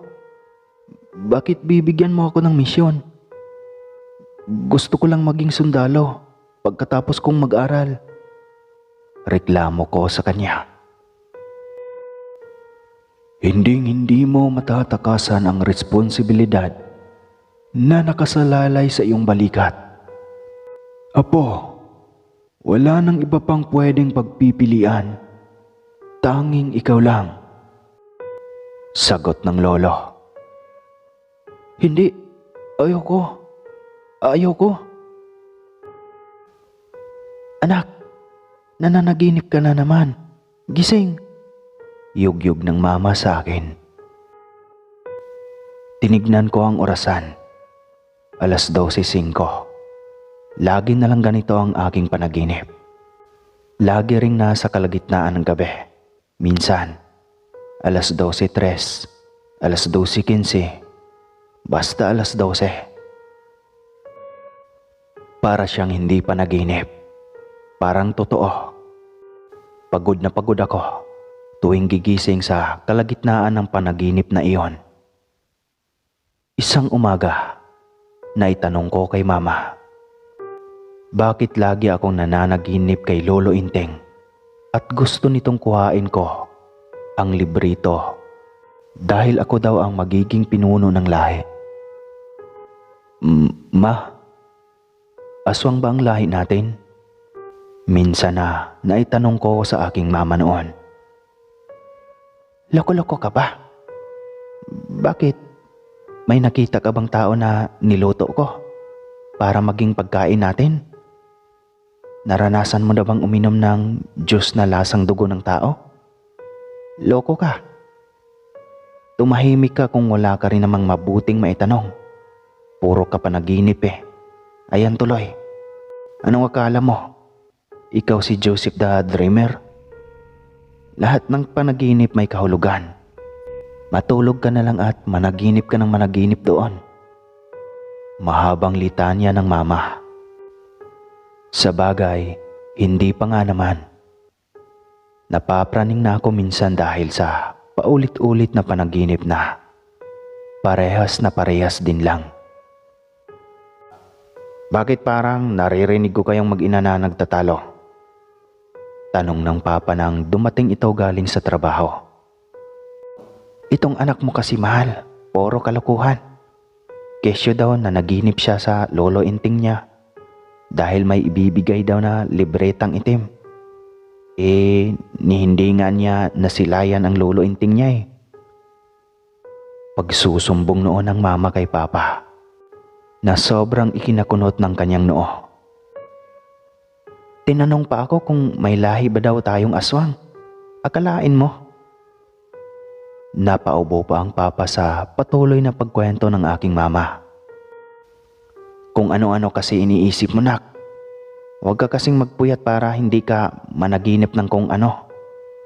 Tsaka pag nanaginip ka ulit sa Lolo Inting mo, sabihin mo, hindi maaari. Sabi ng papa kaya. Nagtaka kami ng mama. Anong pinagsasabi mo riyan, mahal? Pati rin pala ikaw eh. Bakit? Lahing aswang ba kayo? Hindi mo sinabi sa akin? Tanong ng mama kay papa na siyang nagpaubo ng husto kay papa. Pinukpok ko siya sa likod habang tawa ng tawa noon. Hindi ko naisip ang posibilidad na baka lahing aswang nga ang papa. Sumapit ang ika-21 na kaarawan ko. Isang pangyayari na higit na katangi-tangi. Hindi ko alam pero pagsapit ng gabi, isang panaginip na totoong totoo. Ramdam ko na hindi talaga iyon panaginip pa. Nalalasahan ko lahat at sarap na sarap ako sa mga inihain sa akin ng aking lolo. Sige apo, kumain ka lang para sa lakas at kapangyarihang walang kapantay. Wika ng lolo at hindi ko alam kung bakit tila sunod-sunuran ako sa lahat ng utos nito. Sobrang sarap din sa pakiramdam kainin ang hilaw na puso ng tao, maging ang dugo na sobrang lapot at malinamnam. Sa tuwing nilalagok ko iyon ay tila kakaibang lakas ang nadadagdag sa aking katawan. hanggang sa hindi ko makontrol ang aking sarili at lakas. Kalagitnaan ng aking tulog ay nagwala ako at nag-ingay. Kaya nabulabog sina mama at papa. Pinigilan nila ako ngunit hindi nila kayang kontrolin. Hanggang sa nagdesisyon na sila na tumawag ng ambulansya. Dinala nila ako sa ospital, kaya tinurukan ako ng pampakalma. Tinanong nila ang mama kung nagdodroga ba daw ako. Sinabi ng mama na mabait akong bata kaya imposible daw na mangyari iyon. Kita ni mama na tila pang-uuyam sa mga mata ng mga doktor. Halatang hindi ito naniniwala at pinagdududahan pa na konsentidor ang aking mama. Nagbubulungan pa ang mga ito, kaya sobra ang pagka-offend ng mama noon. Hanggang sa sinabi ng mga ito na dalhin ako sa isang rehabilitation center. Mariing tumanggi ang mama. Sinabi niya na hindi ako baliw at lalong hindi ako adik para dalhin sa rehab. Subalit sinabihan siya ng mga ito na oras na magising ako ay magwawala na naman ako ulit. Hindi pwedeng hindi. Kaya walang magagawa ang mama kundi ang sundin ang payo ng mga ito. Nagising na lamang ako na nasa isang pribadong silid ng isang rehabilitation center. Nakita ko si mama at si papa at bungad sa akin agad ni mama. Nak, nandito tayo sa rehabilitation center. Kailangan daw ito para sa'yo. Yun ang payo ng mga doktor. Nak, magtapat ka sa akin. Nag-aadi ka ba? O ano man ang ginagamit mo? Tanong sa akin ni mama na ikinagulat ko. Ma, anong tanong yan? Wala nga akong barkada, di ba? Lagi naman akong nasa bahay kapag walang pasok ka. Anong klaseng tanong yan? Diretsong sagot ko sa mama. Kaya napayo ko ito at tila awang-awa sa akin. Ma, kalagan niyo naman ako. Pa, ang hirap gumalaw ng ganito. Wala naman akong ginagawang masama Reklamo ko na pilit. Hinihila ang aking mga kamay mula sa pagkakagapos. Humahagulgol si Papa habang nakatingin sa akin. Palipat-lipat ang titig niya sa amin ni Mama. Na tila ba may gustong sabihin na napaka-importanting bagay. Bakit, mahal? May sasabihin ka ba? May problema ba? Tanong ni Mama kay Papa noon. Inaamin na nga ni Papa ang maitim na lihim ng kanilang angkan. Isang aswang ang aking lola, habang babayla naman ang aking lolo. Namatay ang mga ito nang hindi nasisilayan ng Papa. Iisang anak kasi ang Papa, at gusto ng kanyang mga magulang, lalo na si Lolo, na mainsayo niya ang pagiging babaylan upang manatiling buhay ito sa kanilang angkan. Noong kabataan kasi daw ng Papa, lagi raw siyang tampulan ng tukso. Anak daw siya ng mambabarang at anak ng aswang. May pagkakataon daw na nakikita siya ni Lolo na tinutukso siya ng kanyang mga kalaro. Umiiyak lang siya sa gilid noon nang makita siya ng kanyang Papa. Hinimas lang daw siya nito sa ulo sabay sabi sa bata, "Gusto mo talagang matulog ng mahimbing? Bukas, hindi ka nagigising pa." Kinabukasan nga, nagulantang ang Papa nang mabalitaan ang nangyari sa kanyang kalaro. Wala na raw itong hininga nang gisingin ito ng ina. Dahil sa kamusmusan, hindi pumasok sa isip ng papa ang posibilidad na kagagawan iyon ni lolo. Hanggang sa nagbibinata na ang papa, doon na daw siya na tila unti-unting naliwanagan sa kakaibang mga galaw ng kanyang mga magulang. Minsan niya itong naabutan na kumakain ng mga hilaw na karne. Hanggang sa kinumpronta na niya ang mga ito tungkol sa kakaibang katauhan. Inamin naman ng kanyang mga magulang ang totoo at katunayan. Walang ibang aangkin ito sa huli kundi siya lamang, dahil siya lang ang kaisa-isahang anak ng mga ito. Nagwala ang papa noon sa sobrang galit. Hindi niya matanggap na isa siyang anak ng halimaw. Dahil doon, sa edad na 15 anyos ay nagdesisyon siyang maglayas. Naging kargador siya ng piyer sa Cebu.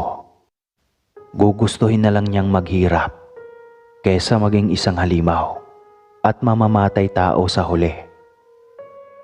Ilang taon din ang lumipas bago siya umalis ng Cebu at nakipagsapalaran naman sa Maynila. Dito na niya nakilala si mama hanggang sa nagsama na sila at nagpakasal sa huwes. Nangungulila man ang papa sa kanyang mga magulang, ay pinilit niyang itakwil iyon sa kanyang utak.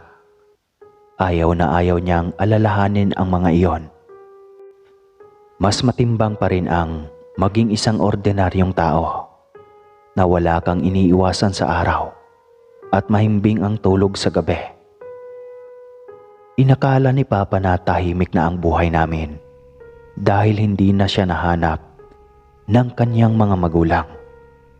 Ang hindi niya alam, nananalaytay pa rin ang dugong iyon sa kanya at mas lalong lumakas ang puwersa nito sa aking kapanahunan.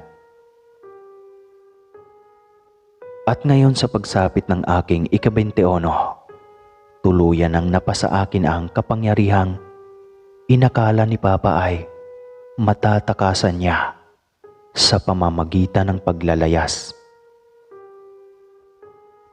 Isang gabi, sa kalagitnaan ng aking tulog, hindi ko alam kung panaginip pa bang matatawag iyon. Basta nakita ko na lamang si Lolo Inting na kinakalagan ang aking mga kamay at paa. Dinala ako sa isang lugar, isang masukal na gubat.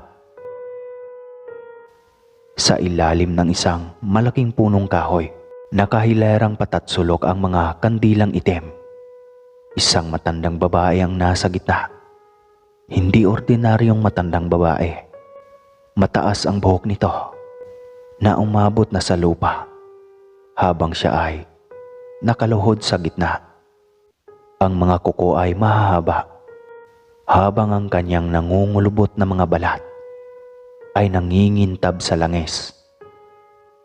Ilang sandali pa ay tumayo na ito at humarap sa akin.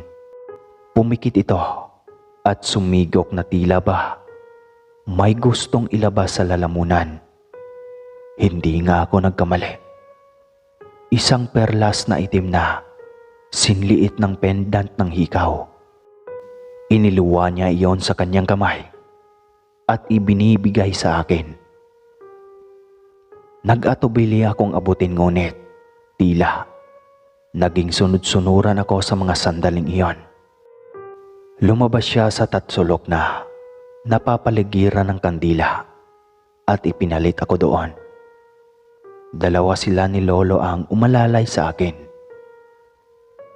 Nang malunok ko ang bato ay nakaramdam ako ng kakaibang lakas. Maging ang aking lalamunan ay tila sinilaban sa sobrang init. Naghahanap iyon ng likido upang tumahan ang init. Inaabot sa akin ng Lolo ang maliit na banga na naglalaman ng preskong dugo ng hayop. Sarap na sarap ako habang tinutungga ko iyon. hanggang sa inutusan ako ng lolo na umuwi na ng bahay dahil tapos na raw ang seremonya para sa akin. Wala na raw makapanakit o makapanghamak sa akin. Protektado na ako ng kapangyarihang taglay nila at naipasa na iyon sa akin. Kinabukasan, nagising akong sobrang sigla, subalit nakakadena pa rin ang aking mga kamay. Iniisip ko na lang noon na nanaginip na naman ako. Ngunit nagtaka ako ng tila ba naaamoy ko pa ang masangsang na bagay na ipinainom sa akin ng lolo at lola sa aking panaginip. Ilang sandali pa ay may pumasok na doktor at nurse para i-check ako. Pinakiusapan ko ang mga ito na kalagan ako dahil hindi naman ako mapanakit at lalong normal lang naman ang aking pag-iisip. Subalit nagmatigas sila kaya nagalit ako. Hindi ko napigilan ang aking bunganga at nasigawan ko ang mga ito. Mamamatay din kayong dalawa. Akala niyo naman kung sino kayo. Walang magagawa iyang yaman ninyo pag kayo namatay. Sigaw ko sa dalawa. Sa aking pagwawala ay dali-daling kumuha ang nurse ng tranquilizer upang iturok sana sa akin. Ngunit wala pa mang 5 minuto buhat nang nagwala ako ay biglang natumba ang doktor. Hawak-hawak ang kanyang dibdib na tila ba nahirapan sa paghinga. Natigilan ako sa aking nakita. Naalala ko ang aking panaginip kagabi. Ang sinabi ng lolo, "Wala nang makapanakit o makapanghamak man lang sa'yo, apo." Napatunayan kong hindi iyon basta panaginip lang. Naglalakbay palagi ang aking kaluluwa at kinakausap ang matagal nang namayapang mga ninuno. At hindi lang basta kinakausap. Nasa sa akin ang mga taglay nitong karunungan at lakas. Kinabukasan ay sumunod na namatay ang nurse. Ang findings sa dalawa, cardiac arrest daw. Hindi halos makapaniwala ang mga pamilya ng mga ito dahil ang bata at malulusog pa ang mga iyon. Mas nakumpirma ko na hindi nga iyon normal o nagkataon lang. May kinalaman ako sa nangyari sa kanila. Nung bumisita si mama ay kinakausap ko ang mama at papa na iuwi na ako. Palagi na lang akong tinuturukan ng pampatulog. Kaya lagi ring naglalakbay ang aking diwa at kaluluwa. Nakakapagod ang buong araw na palaging tulog sa loob ng rehab. Hindi ako nabigo. Nag-usap nga ang mama at papa. Pumirma sila ng waiver para makalabas ako. Napagdesisyon na ng mama at papa na ibenta ang bahay kahit mura upang agarang makauwi sa probinsya. Dito sa Negros.